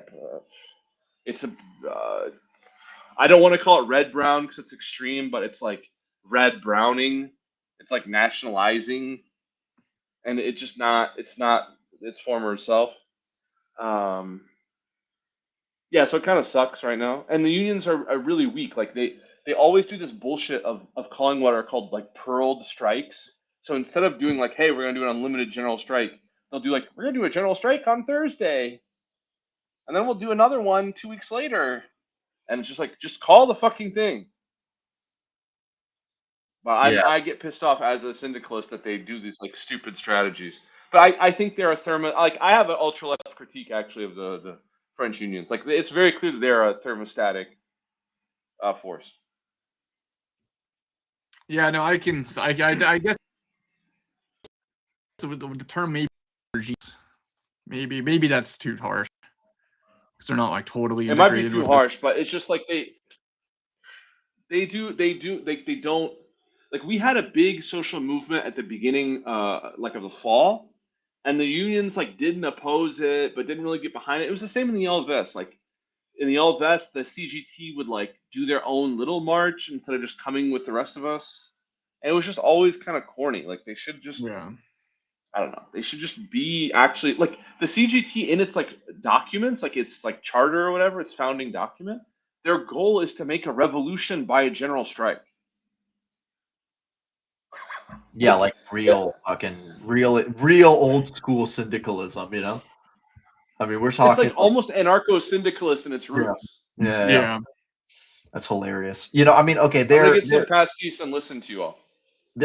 They're kind of shit now, or they've, but once again, comparing them to the US, where, hey, to the credit of the AFL-CIO, they called the general strike for the first time in what, like 50 fucking years or something insane. When was the last time there was a general strike or people saying the word general strike amongst union officials? Donald, do you have any sense of that? Amongst union officials, I don't know. That's a good question. That would be very long time. So, but still, even they did call a one-day strike. How much of it actually was a general strike, I think, is up for debate. Obviously. That's what I'm saying. Maybe it's just they're using the word. Right. It's more the term that they're using. Yeah, but just the fact that, I mean, it's okay. But still, the French unions are still better than the US. Oh, yeah, there's no doubt that the French unions are way more willing to actually do militant act. Yeah. To defend their base. That's compared to the four is basically at the bottom when you're comparing it to American unions, which are also this is an advantage of having a more modern constitution. Like in the Constitution of the Fifth Republic, union activity is a basic right. It's a constitutional right. Yeah. Whereas in the US, like it's really not, man. Yeah. I mean, if you tried to pass like the Wagner Act in France, Well, first off, like even if it were constitutional, basically like 60-70% of France would mobilize and it would be crushed in a matter of a week. That's another thing that like I always like love about the French is like you fuck with anything and they just go out and they're like, no, we're not taking this shit. Fuck that. You're not imposing this shit on us. And man, you just compare it with the power of a free people. yeah, you just compare it with so much of the US. I mean, it's been absolutely dystopian seeing all these like fucking submental chuds coming out and being like, stop resisting arrest or we'll shoot you on the ground. And it's like they have this pretension that they love freedom and that freedom means the absence of arbitrary power, and if there is arbitrary power you resist it. But of course the moment there's the actual imposition of arbitrary power against people they don't like it, then their principles just go out the window and it's like, oh whatever, let the fucking police state shoot whoever I don't like, I don't care. Yeah, have no real principles. And that's kind of the history of American republicanism. Yeah, it really is. You have like people who will have like solid ideas on paper, but then and that's what. But we still have to keep slavery, and we still have to genocide the natives, even though I believe all men are created equal. And there's a long history of just American Republican hypocrisy, which is why I think French republicanism is very So we're better at being consistent. Democrat, Republican. Yeah. Let's be honest. No founding father is anywhere near as lit as Robespierre. Not even. Yeah, the closest would be Tom Paine, but he was a Girondin when he actually went to France. Yeah, exactly. I was about to say the same thing. Tom Paine is my closest analog, and he was not a Jacobin. So that's I'm more in the John Reed, Victor Serge tradition personally. Yeah, I mean that's the best of America, to be honest. It's the best It's the best of the U.S. So you want to talk about ideology, Don? Yeah, so let's talk about the kind of Mélenchon's kind of understanding of historical materialism and how he kind of moves away from orthodox Marxism. I'll be right back, guys. 1 second. Yeah. So I'll do. Should we wait or should I start? No, you can go for it. Okay. I think Joel understands these things because he's read Mélenchon's book, so this is more for me. So he knows. Okay, so if you want to get the book, it's published by Verso. His most recent book was translated by David Broder. It's published by Verso Books. It's called Now the People: Revolution in the 21st Century. And I'm gonna try to explain because there's a lot of misinformation on the left generally about what this is. Essentially, look at what's happened in the 21st century. Study it.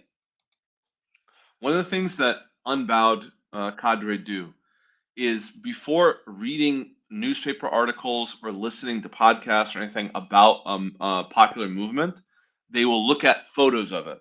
They will watch video of it, just like raw footage.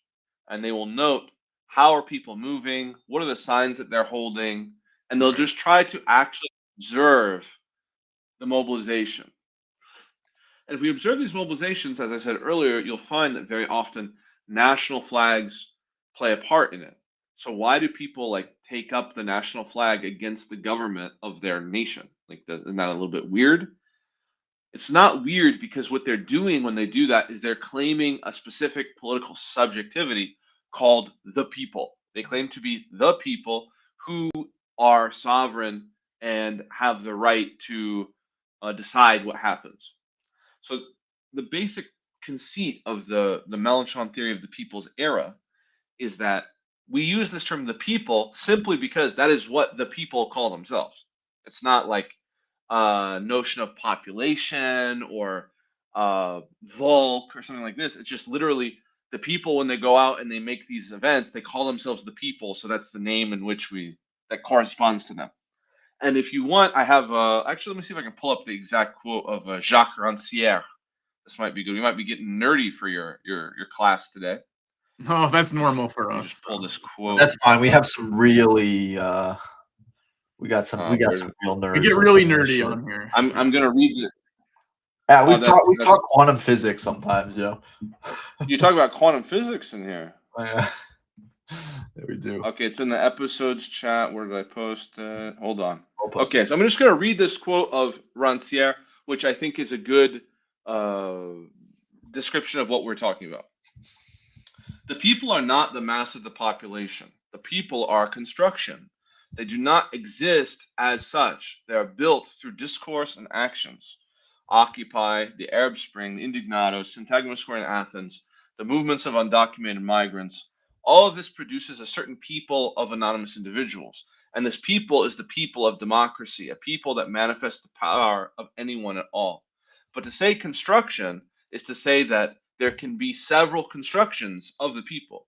The people are not only the people of equality and democracy I've just described, they can also be the people managed by government and opinion polls, the people produced by far right discourse, the silent majority, the real people, the people of abandoned suburbs, the people of unemployed workers, the French people whose place has been taken by migrants, the people with historical and religious traditions swept away by the arrival of barbarians. So I think this quote from Rancière is very important because it demonstrates that what we're trying to do with this notion of the people is construct a new political subjectivity. And why do we need to do that, Donald? Because the workers' movement has historically failed, I submit. So, like proletarian identity, working class identity, and the institutions that went along with it, especially after the collapse of the Soviet Union, lose their force and lose their coherence. And it's not possible to recompose a left force based on the red flag and all of the sort of insignia of struggles past. So we have to speak the language of this new social reality that's come about. Now, what is the roots of this new social reality? We would submit, Mélenchon would submit that there is new historical materialist conditions. There's new actual material conditions of life which give rise to a new political subject, specifically urbanization. 2008 is the tipping point in which the majority of Earth's population became urban. Okay, creolization, which is developed by oh fuck, I'm so tired. It's not Amy Césaire. It's fuck. It's like a West Indian theorist. Shit. Help me, Joel. It's Oh no. not. I mean, West Indian. I would. The only like Hold CLR on. James. I thought it was CLR James. No, it's not CLR James. Was he It- operating in Britain? Do you know? No, hold on. It is. Fuck. This is killing me. I can see his face in my head. Shit. Whatever. Let's look him up. I keep. Yeah, I'm looking up You look up creolization right now. creolization. I mean, But it's basically, the idea of creolization is this notion of how do actual like diverse peoples come together in these contexts and recompose and form, you know, their like how does this like it's actually to put it in simple terms, what is the positive sense of migration? What if migration isn't a problem? What does migration positively promote in a society? The changes that it brings about. And if you read in my article, The Great Jerez, one of the strengths of this approach is by just openly assuming this far right fear of the great replacement and saying, like, yeah, there's a lot of migration. The composition of this is okay. This is normal. This is a process that's occurred for a long time, right? Like that's a way of handling this and like sort of Edward Glissant. Voila. Okay. So creolization is a major feature of contemporary life. And Edward Glissant is from Martinique. Mm. So I talked about urbanization, creolization, population. Believe that population doubled in the 20th century globally. I think it doubled twice. That's unheard of, and that produces new kind of like dynamics in the world economy and the sort of the metabolic system of Earth vis-a-vis humanity. And then obviously high technology, like the ability that I'm able to talk to you live from France, is unheard of in the history of humanity. And all of these things come together to produce a new political subject, which is interconnected and network dependent. The flows of tributary capitalism, production no longer being centralized in a particular production point, but being distributed, means that the logistical networks of bringing together diverse resources in order to be manufactured, shipped, consumed, makes those networks of distribution and logistics much more important and vital than they were in the past. And it also breaks down the ability of particular locations or particular countries to have any kind of, like, there's no autarky possible really today. So all these things come together to change social society. Like 21st century society is different enough from 19th century and 20th century society that it needs its own form of organization, program, etc. That's like the in a nutshell what the People's Era and the Citizens Revolution is all about. Is saying that we have these people who want to go from consumer subjects to citizen sovereigns who actually have a say in what goes on, and that the life-giving networks should not be owned by a private corporation or an individual, or basically become a site of exploitation or a means of exploitation, but rather should be planned and administered for the good of all. And I guess to put a cherry on top, climate change produces a new general interest. Right. So I guess the argument that, in the 21st century, we're not seeing working class identity kind of form the basis for political subjectivities. I do think that is a real thing, and it is something that Marxists need to think about. And I think, like, I've been reading this guy, Manuel Castells, who's he's kind of like a post-Marxist Spanish guy, and his whole idea is that basically starting in like the 1970s, there's a new revolution in the forces of production that's as relevant as the Industrial Revolution, which is what he calls informationalism, which is a rise of information technology, which is this whole form of production that is based on production. It's a production of information out of information. Basically becomes like a whole part of the global economy. This kind of logic becomes more and more dominant over the global economy. You're talking about the reproduction of the noosphere.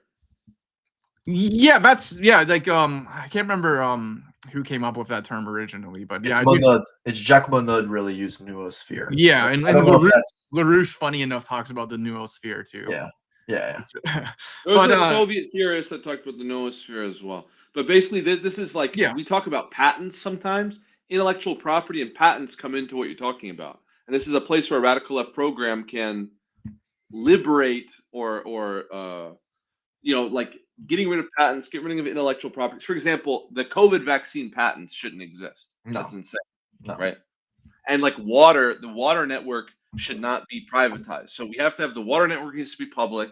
And I think one of the key municipal program planks for the Unbowed in 2026 is the first 15 cubic meters of water for each household should be free and like guaranteed. Right. So it's the sense in which, the rise of like information technology as this dominant part of capitalism kind of overtaking the Industrial Revolution as this mode of development it does kind of change how people form themselves as subjects, and it changes the kind of logic of subject formation to where it's now in these worlds of information technology where a lot of people's subjectivity is being formed, and not in the workplace or in the church or in the local pub as much. Not that there isn't stuff happening in these places, but there's a whole element of the forces of production that transform kind of the terrain of civil society. And so I do think there is something to that. But I would say is that, we talk about the general interest and how climate change does create a general interest. Yeah, I'm... And I think there is a sense in which it's true. Well, obviously, like, there's a sense in which, like, all of humanity has a general interest in communism itself. And climate change does kind of force that interest. It's like, if the human race is going to survive, we need to move beyond the predatory stage of human history. But I think the problem is that class antagonism still runs through the people. Yeah. And I feel but like that's assumed. That's okay. Like, we don't say the working class is dead. The working class is one of the popular classes, plural.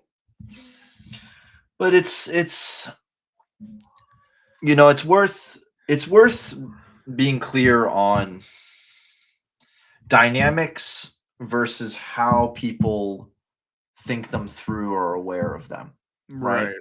There can be objective dynamics of class struggle and of class formation that exert immense causal influence on history. And then there can be people's awareness of such things and how they experience things. And it's very often that later sort of awareness that is determinant in their political subjectivity. I think it's fair, completely fair, to develop a new quote unquote aesthetics of political subjectivity and identity. But unfortunately, it doesn't negate the real causal influences of class antagonism, of class struggle. Take the climate change. Unfortunately, there is very much, even here, class antagonism.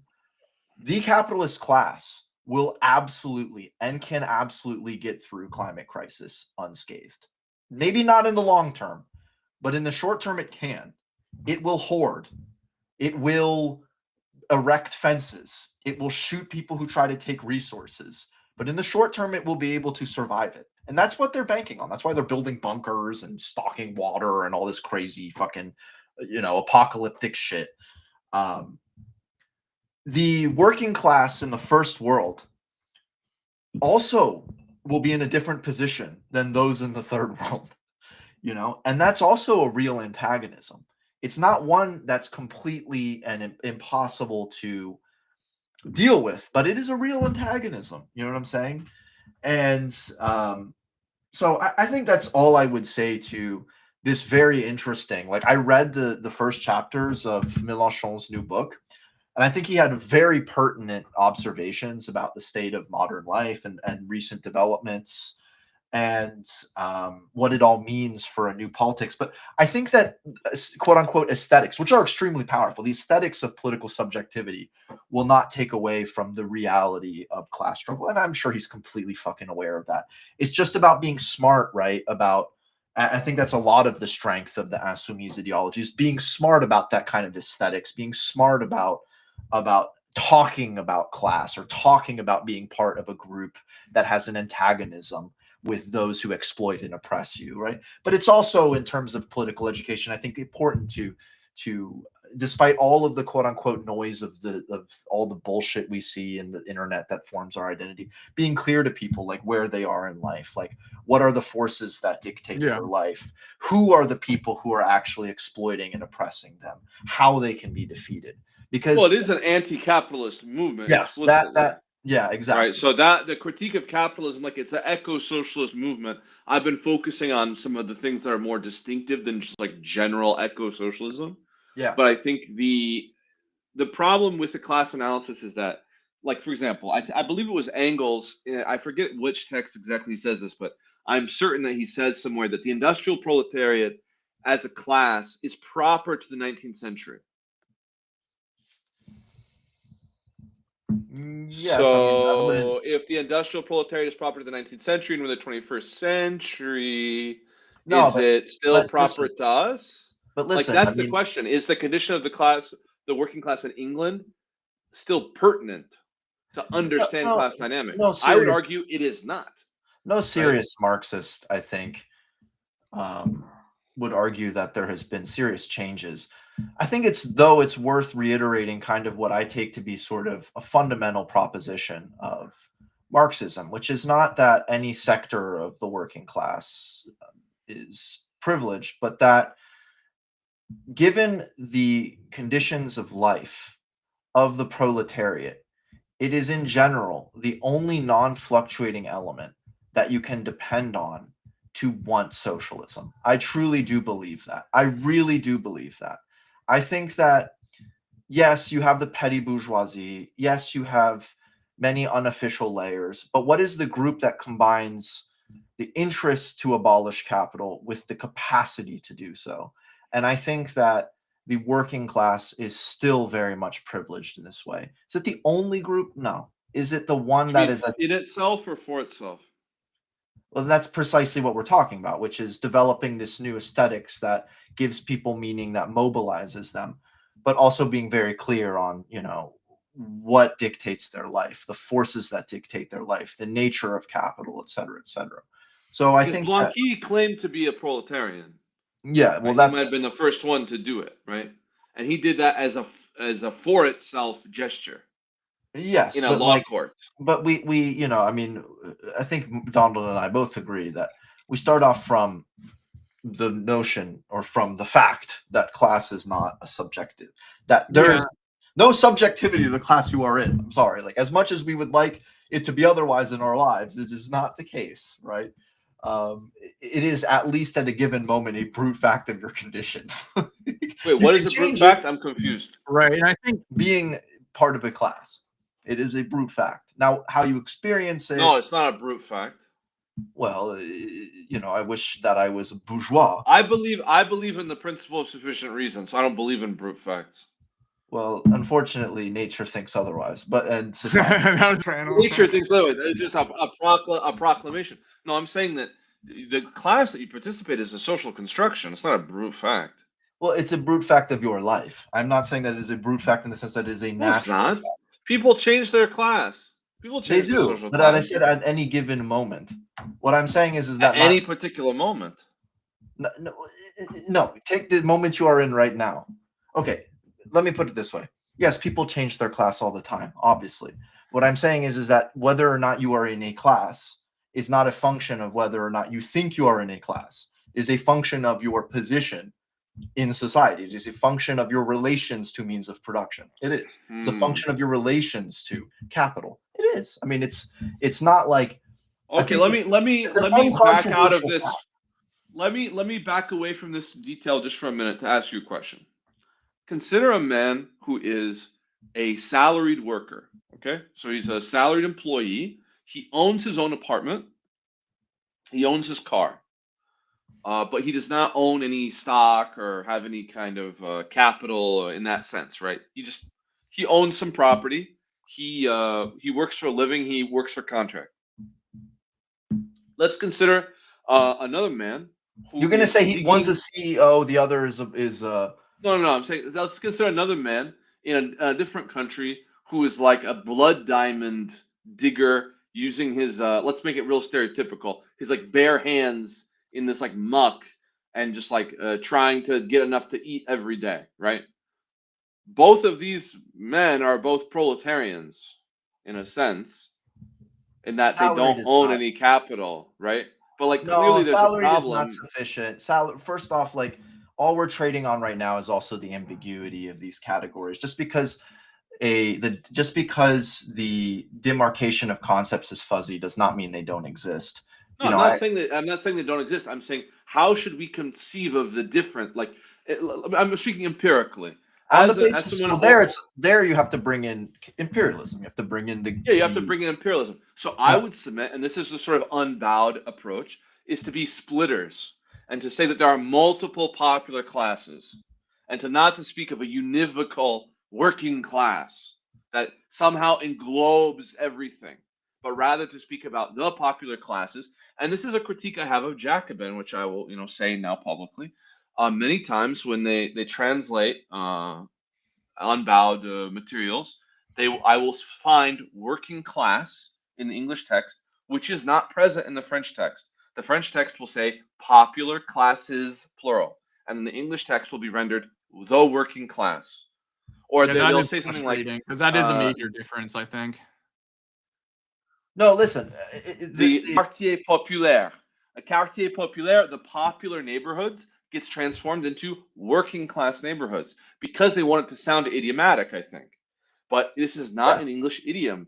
We can accommodate a difference of saying, like for me, there's no problem as from the point of view of historical materialism. Let me put it that way.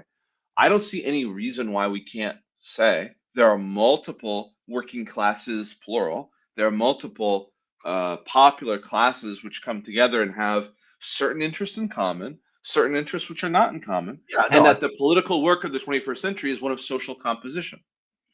I think those are kind of all uncontroversial Yeah, when you put it sociological that way, facts I that don't really any disagree, actually. Like, No, I don't think any Marxist would really. I mean, even like quote unquote conventional Marxists like Nikos Poulantzas always talk about class factions. And when you say working classes, you are kind of already operating a priori with a unifying concept of working class, right? You're not just saying there are many classes. You're using an adjective which in some way is unifying them, Is it right? popular? If only semantically. I would Okay, say that see popular. in French, it is true that populaire is not, you can't directly and always easily translate it to working class, but you know, it does sort of share connotations with sometimes with like when you say like quartier populaire in English, it would be weird to say a popular, you know, a popular neighborhood. I don't know what the best It translation. sounds like there's like a good Thai restaurant there. Yeah, exactly. You know what I'm saying? You So know what I mean? The yeah, like popular neighborhood is like it's it is happening. true that populaire is different from working class, but it shares some connotations. And when you do say something like quartier populaire, it strongly shares connotations with working class neighborhood. But it's true that there is a subtle differences and stuff like that. So Because I think it's Like, how do we popular make sense classes of would the include like the unemployed laboring migrant petit bourgeois. population? How do we make it? Like it would include like, for example, like a bodega owner who maybe doesn't employ that many people, you know, like technically not a worker, not a proletarian in the Marxist sense, but is still facing exploitation, financial interest, or you know, yeah, but you know, whatever reasons. they're politically the interesting thing is like very often petty bourgeois types like that, they may have it's a very different it's a very different kind of spontaneous anti-capitalism, right? It's not really Right. principled anti-capitalism in any sense, and it'd be very difficult to convince many of them, not all, but many of them, of the horizon of the abolition of private property, Right. right? Because they Can I tell a story about a baker? Yeah, go for it. So in the Yellow Vests, one time I was in Paris, and this is when I thought that there might actually be French Revolution 2, Electric Boogaloo. Like I was like, did Macron flee the country? The police seem to have lost control of the center of the city. I don't know what to do. Like what's going on? Uh, like as somebody with a lot of experience in the Yellow Vests, when I'm feeling like uncomfortable and like unsure about how am I supposed to move through like various fires, like what am I gonna get shot? Like, what's going on? That was a crazy moment. And at that time, I was talking to a guy who was a baker, who was like a petit bourgeois, like owner, proprietor, whatever, of a bakery. And, we were talking about the police, and he's like, the police, they have a hard job. They're trying to do their best. And I was like, okay, this guy's giving me like a soft right wing take on the cops, right?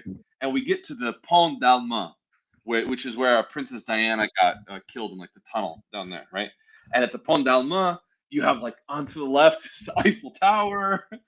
You know what I mean? It's like you're in a very picturesque place. And there was like a bunch of firefighters. I think it was either firefighters or ambulances were on strike, and during the Yellow Vest, and they were just like running around in a circle and like blocking traffic and making like fucking shit up with their trucks. And then there was a huge police charge, and this baker like threw a brick at a cop. That's hilarious. That's so funny. Yeah, I'm I mean, telling you, like, Yeah, I mean, the dude giving me a lecture about the cops. They're our friends, and blah blah blah. And then like 20 minutes later, yeah, no, listen, I mean, that's hilarious. And it shows you sometimes that material conditions force your politics, right? Or expose them. I ran the fuck away from that guy because I'm like, what? It's pretty funny. And I do think that there's some business owners who would like trade in a life of worrying about the petty pecuniary issues and stresses of a small business for something more stable, collective, et cetera, et cetera. But I think that there are a fair number who are quite wedded to their Yeah, that's why we're proposing in the plan that if you are a small business owner that comes along with the plan, you'll get goodies. Yeah, I mean, and then I don't know. I'm it's not like I'm like obsessed with, how do I put it? Like, No, but it's good that we're getting to the conflict. Like yeah, Melishal has explicitly said he rejects economic determinism. yeah, Point yeah. blank. He does not believe that economic conditions determine people's subjectivity. No, I mean So that's like this, not in some obvious way. That's fair. Yeah, I mean, I think but it's it's just like mediated through a lot of Jarezian. different This is factors. Yeah, like it's Trotsky was wrong, folks. Lenin was wrong. Like they had wrong politics, they had wrong philosophy, they had wrong like morals. Like I would say that Trotsky was immoral in his writings, and like I reject him on a moral ground. Like I I mean believe in the absolute value of human life, that's right? fair, but I think that Trotsky at a certain point was more concerned with winning a war, and that brings on a certain mentality. And the war No, but was he was this was evident in like the late 19th century with the conflicts with Martov and who is the guy? Do you guys you all are deep in your Soviet history, correct? yeah, to some Eh, degree. you Yeah. know, Who is the guy that got a woman knocked up and then made this like vulgar caricature oh, of her as the Bowman, Virgin Mary? Yeah, the Bowman Bowman, affair and drove her showed to all these suicide. I mean, yeah, fault that guy was a lines. piece of shit, and I mean, I would never defend those kind of ethics within an organization. No, but it's not a matter of like him. Yeah, he was a piece of shit or whatever. But the way that Lenin and the Bolsheviks responded was saying this doesn't matter because it's not Yeah, political. Because it's they don't care about like they're not human. They're anti-humanist, right? Yeah, So I kind of understand a lot. First off, I think that um that's a bit of a caricature of them because obviously they do care about human life because they opposed the meat grinder that was World War One in profound ways. And you don't dedicate your whole life going to Siberia. You don't dedicate your whole universe to justice, sacrificing, going to Siberia, living like dogs, if you don't have a profound moral sense. Now, whether or but not they don't dedicate their life to justice. That's oh, not their I ideology. don't know about that. That's I don't know about that. I think that that's a bit unfair to them. I think that there's a reason Einstein said, "What did Read I?" Trotsky. He says this explicitly. No, he has a kind of weird ethical philosophy, which in many ways doesn't even really explain his own life or motivation. And it's a very yeah, typical, the kind of like Marxist sort of amoralism is a sort of philosophical game that no Marxist really lives up to, right? Marxists are animated almost always by some deep sense of injustice. The capitalists that yeah. Even Stalin during the showed like a yeah. warm side to Bukharin, Now which is whether not to say that he didn't. Yeah. Now, whether or not they personally live up to that, people are complicated. They can have a deep moral sense and have No, skill closet. on the ideological philosophical plane, they clearly reject notions of justice. This is idealism. Why are you No, but they smuggling don't listen. idealism? As I said, there's a lot of kind of this easy Marxist immoralism, and there's reasons that people have taken those positions, and they have philosophical backing. But the kind of cheesy moral amoralism that there are no normative truths, and that all normativity is a historical product, is almost always belied by their own activity and their own actual statements. So it's kind of this like weird hypocrisy that they're in. But you can't say that like, dude, I'm gonna Karl nail Marx. your ass on this. I'm not talking about Marx. I'm talking about Bolshevism. No, but In Karl my Marx article, had a The Great kid. Dude, Karl Jerez, Marx had a I kid with quote. his housekeeper, and then lied to his wife their whole until she died and never told, and had a kid, and then forced Engels to like admit that he had like an affair with, and then like Burns when Engels like basically his like closest person in the world died. Marx was like, "Oh, that sucks. Give me money." Like Marx did a bunch of shit that was fucked Do you up, know dude. about Like, Marx's letters when he was a student? yeah, they're cringe. They're so cringe. When he's writing to his dad and They're lying so about all the bad. shit that he wrote, he's like, I wrote like 12 books. It's like, no, you didn't. Yeah, You no, motherfucker. exactly. Like, people are complicated. Like, I'm sure, like, I don't know No, about it's not Milosh. about no, it's not about people. Like, listen, look, I wrote a whole article about this. You can cross-reference it. I'm now going to quote to you from Trotsky.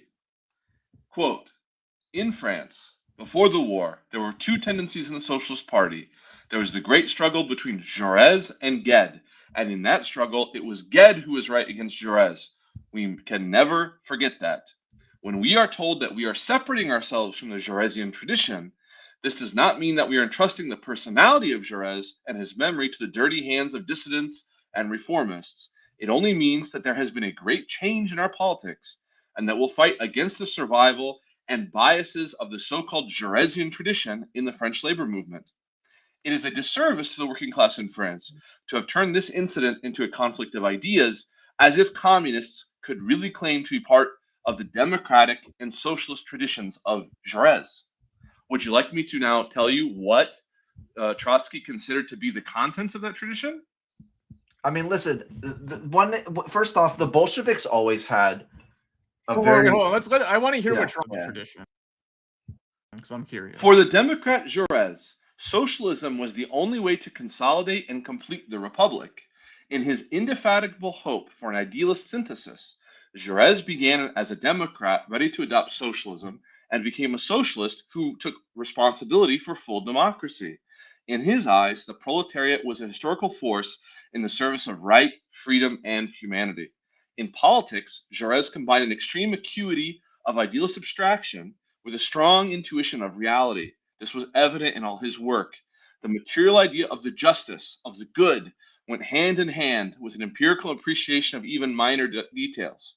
Jaurès understood men and circumstance perfectly and knew how to make the most of both. This is what Trotsky explicitly rejects, and he explicitly rejects this as like Pharisaical and popish, bullshit based. I forget the exact quote. I don't have it in front of me, but he basically mocks the notion of the absolute value of human life. Yeah, no, I know the Ged, who quote you're is talking true about Ged? there, whereas in terrorism and communism, it's like, oh, we're not priests who believe in the value of human life. We, as our commenter says here, all power to the Soviets, even if millions must die. Like, I know Yeah, the it's just. And Yeah. I translated these texts myself directly from the original French, so you can go back and look at them if you think I'm full of shit. But it's all sourced in my article. But like, I'm not here to say like uh, uh, like sorry, I'm sputtering because 3:20 in the morning. What I'm saying is that I believe, and I believe Jean-Luc Mélenchon and the Unbowed is inscribed in the Jaurèsian tradition, which really does attempt to do this kind of synthesis, because Jaurès was explicitly trying to do a synthesis of moral idealism and historical materialism. I think such a synthesis is possible, Yeah, and like there's a reason why it doesn't have Bolshevik form of the party, etc., etc., etc. it also, okay, so I mean, there's so much there's so much to say. there is a lot to say. We're running out of time, but I'm it's very an issue that I curious struggle to with hear myself, to be honest. Yeah, I will say this. Okay, so this is how I'll say it. This kind of weird amoralism in Marxism, it comes from Marx, Karl Marx, and it has a lot to do with the forms of socialism that he was responding to at his time and which continued past his time. And I think a lot of it is that these quote unquote true socialists were believed that socialism would come about because people were motivated for the good, or that there was some kind of telos history, that you would see the transcendence of capital because you would simply get to a better state of society, a more just state of society. Now, I think Marx rejected both propositions, and there's reasons to, right? I think people are in part motivated by their moral understanding, their moral beliefs, but I think it's completely naive to believe that that's fully determinate. It's fully determinate. And secondly, I think that history does have a direction in a sense, in the strict sense that there's no reversals that occur. This can be observed empirically in a kind of easy way. But I don't think that it is following a direction of increasing goodness or justice, unfortunately. I wish it were the case. There have been some moral victories in humanity. There's also been fucking regression in other ways. So I think that then Marxists kind of took this cogent analysis and tried to do a sort of edgelord move and say that all normative and ethical philosophy or ethics is ideology meant to rationalize and justify a current state of society along with its inequities and injustices, right? So it's kind of interesting how this like criticism, they themselves are sort of deploying inherent notions of justice to say that ideology is a cover to justify injustices, right? But I think that this kind of Marxist immoralism, as much as like people, But it's not Marxist, it's Bolshevik specifically. no, And I'm taking Trotsky to be a true Bolshevik theorist. I think a lot of Orthodox Marxists would say what I'm saying, which is that morals and ethics are ideological fictions which are nothing but rationalizations of class exploitation. I think many Marxists would say that, but I think that it's becoming increasingly current amongst Marxists to say that's a bit ridiculous, right?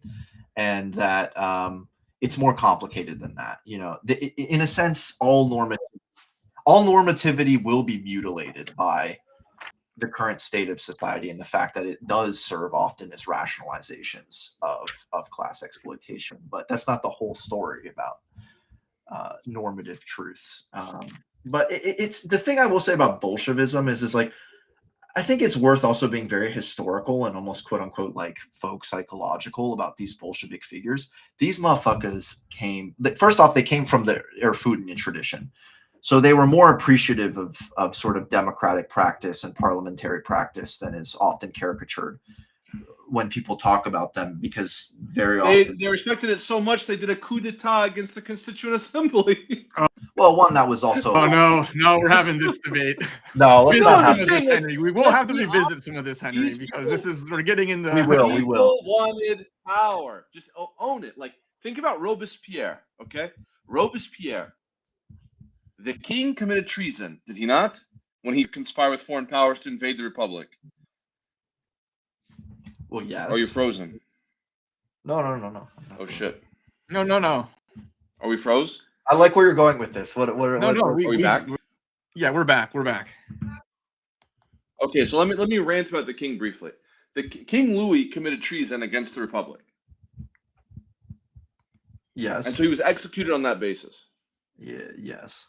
Robespierre was opposed to the death penalty before the revolution, and when it came time to execute the king, he accepted that this was the law of the land, and this is what had to be done given the circumstances. And the king's wife was also implicated in the conspiracy against the Republic. But his sister was not.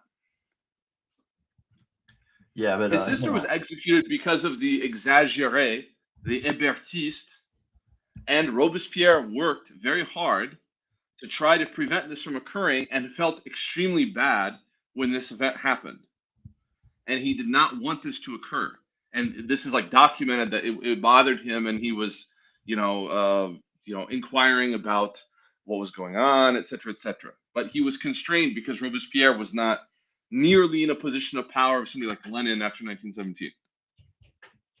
Lenin after 1917 does not give a flying fuck if teenage girls get shot in a basement or bayoneted, because he doesn't give a fuck about human life.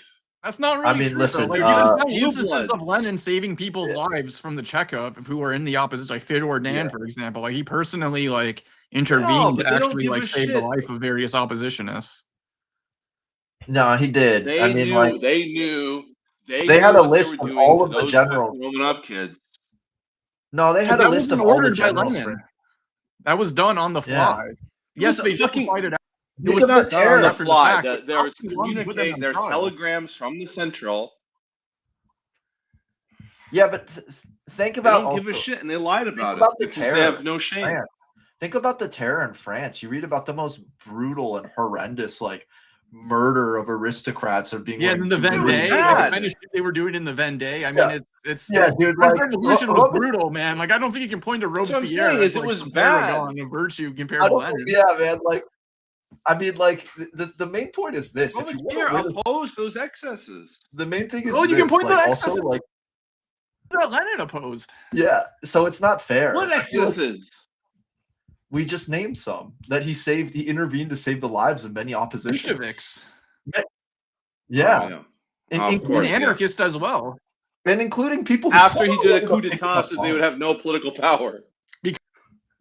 Because the Constituent Assembly was rigged. Yeah, it was. Had to stop the state, my friend. Yeah. Oh, it's Anyway, not. we're Yes, not gonna ours were Well, on relitigate. that note, The new changes in the SRs. If it was an Anyways. October coalition, would have won the Constituent Assembly. But because it was well, rigged in actually, favor of here's the what I would old guard invite of the both of you to do, SRs, they had because to we had a smash really it. positive. So I want to say a few things. First of all, I thank you for having me on your show.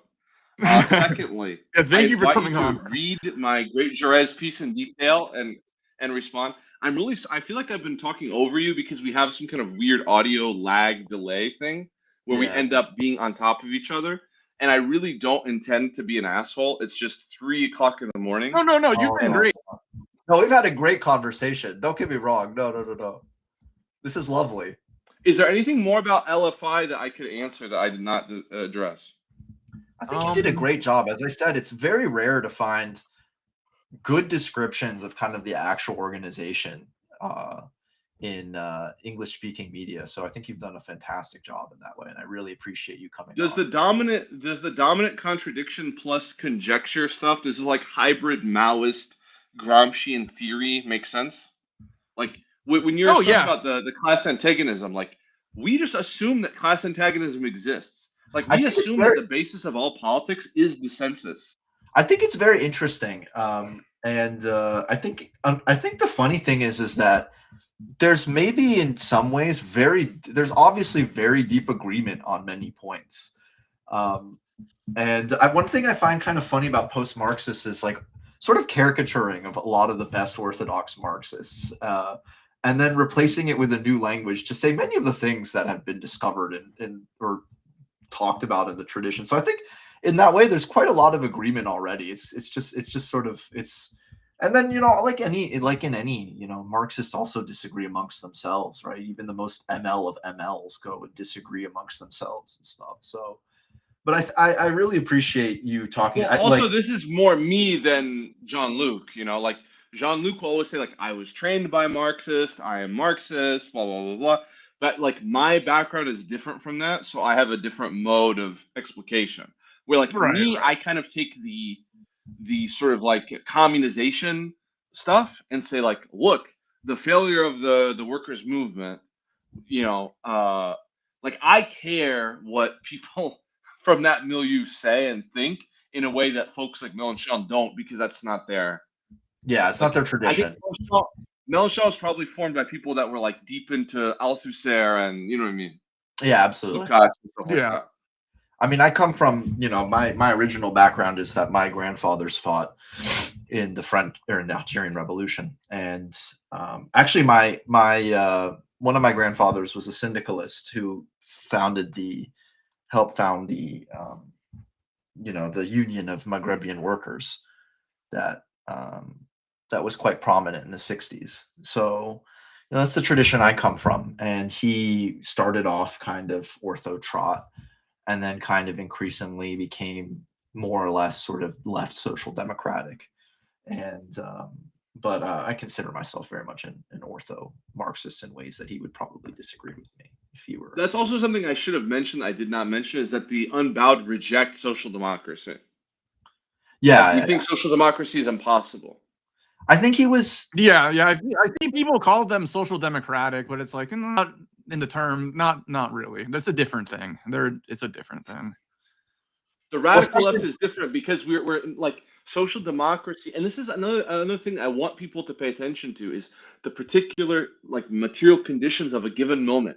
Jaurès, like in the time of Jaurès, before the First World War, it was possible to think that perhaps through electoral means alone, it would be possible to gradually reform the social order like towards a socialist future. Like social democracy was plausible in 1910. Do you see what I mean? It was a plausible hypothesis in a way that is not in 2010, in 2026, right? Yeah. Yeah.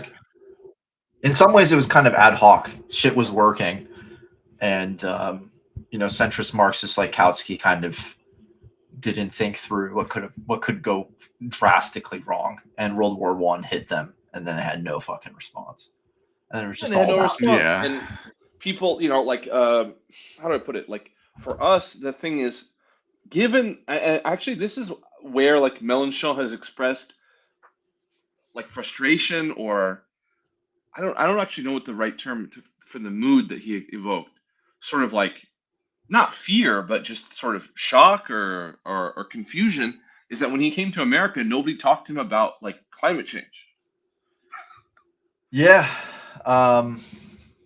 we That is very concerning. Yeah, I will say the funny thing though is that like we have the school of we have very robust eco-socialist thinker like intellectual culture, but it doesn't really permeate the mass movement, whatever you could call a mass movement here, and we do need to be better about that. Mélenchon, that's one of the cool things about Mélenchon that I noticed even back in like 2016 is like this eco-socialist aspect. He's talking about like geothermal engineering and shit. I'm like, that's fucking dope. Like he's obsessed by this idea of like putting baffles in the tidal zones of the ocean coast. Well, I mean, it's basically nuclear fusion without having to build dangerous sites. And actually, you brought up earlier the problem of the general interest in how the bourgeoisie will just hoard. And actually, I want to push back because there's a concrete example that he gives. So the nuclear fission sites that exist, actual nuclear fission power plants, these require fresh water at a certain temperature in order to cool the core reactors, right? So if those water sources get too hot, or if they flood, or if they dry up, then the nuclear fission reactor is no longer like safe to operate. So there is actually a general interest of everyone that lives in a particular, particular radius of these nuclear power plants, and like Paris is within the radius of a nuclear power plant. So like, yeah, I have so little faith in the global bourgeoisie or any national bourgeoisie. I'm convinced that they would rather see the fucking world burn than have to give 1% more of their wealth. Like, I think it's like, look at the Chinese. I know, but that's do it? because the CCP is like, listen, Yeah, guys, CCP listen got him up. on a leash. You listen up, or it's straight to gulag. You listen up, or it's straight to jail. Like, and quite frankly, you're gonna harness the forces of capital. That's how it has to be done. It has to be clear who's the real oppose boss. all establishment of gulag. I am not in favor of any gulag. I mean, But I'm I'm just using saying it as that a joke here, but like straight to fucking no fucking around. Jack Ma started talking shit about the CCP, questioning its authority, straight out of the public view. He shut the fuck up. It was great. I'm so glad to see that. I'm sorry. Like, I'm not citing the Chinese as a positive example in every respect. I'm just simply saying that it's historically documented that there are moments in which a national bourgeoisie can split from the international because they don't have the same material interest. So like that's the real question is, do they have the same interest or not? Yeah. Will the last time that occurred on a mass basis, it was called World War II.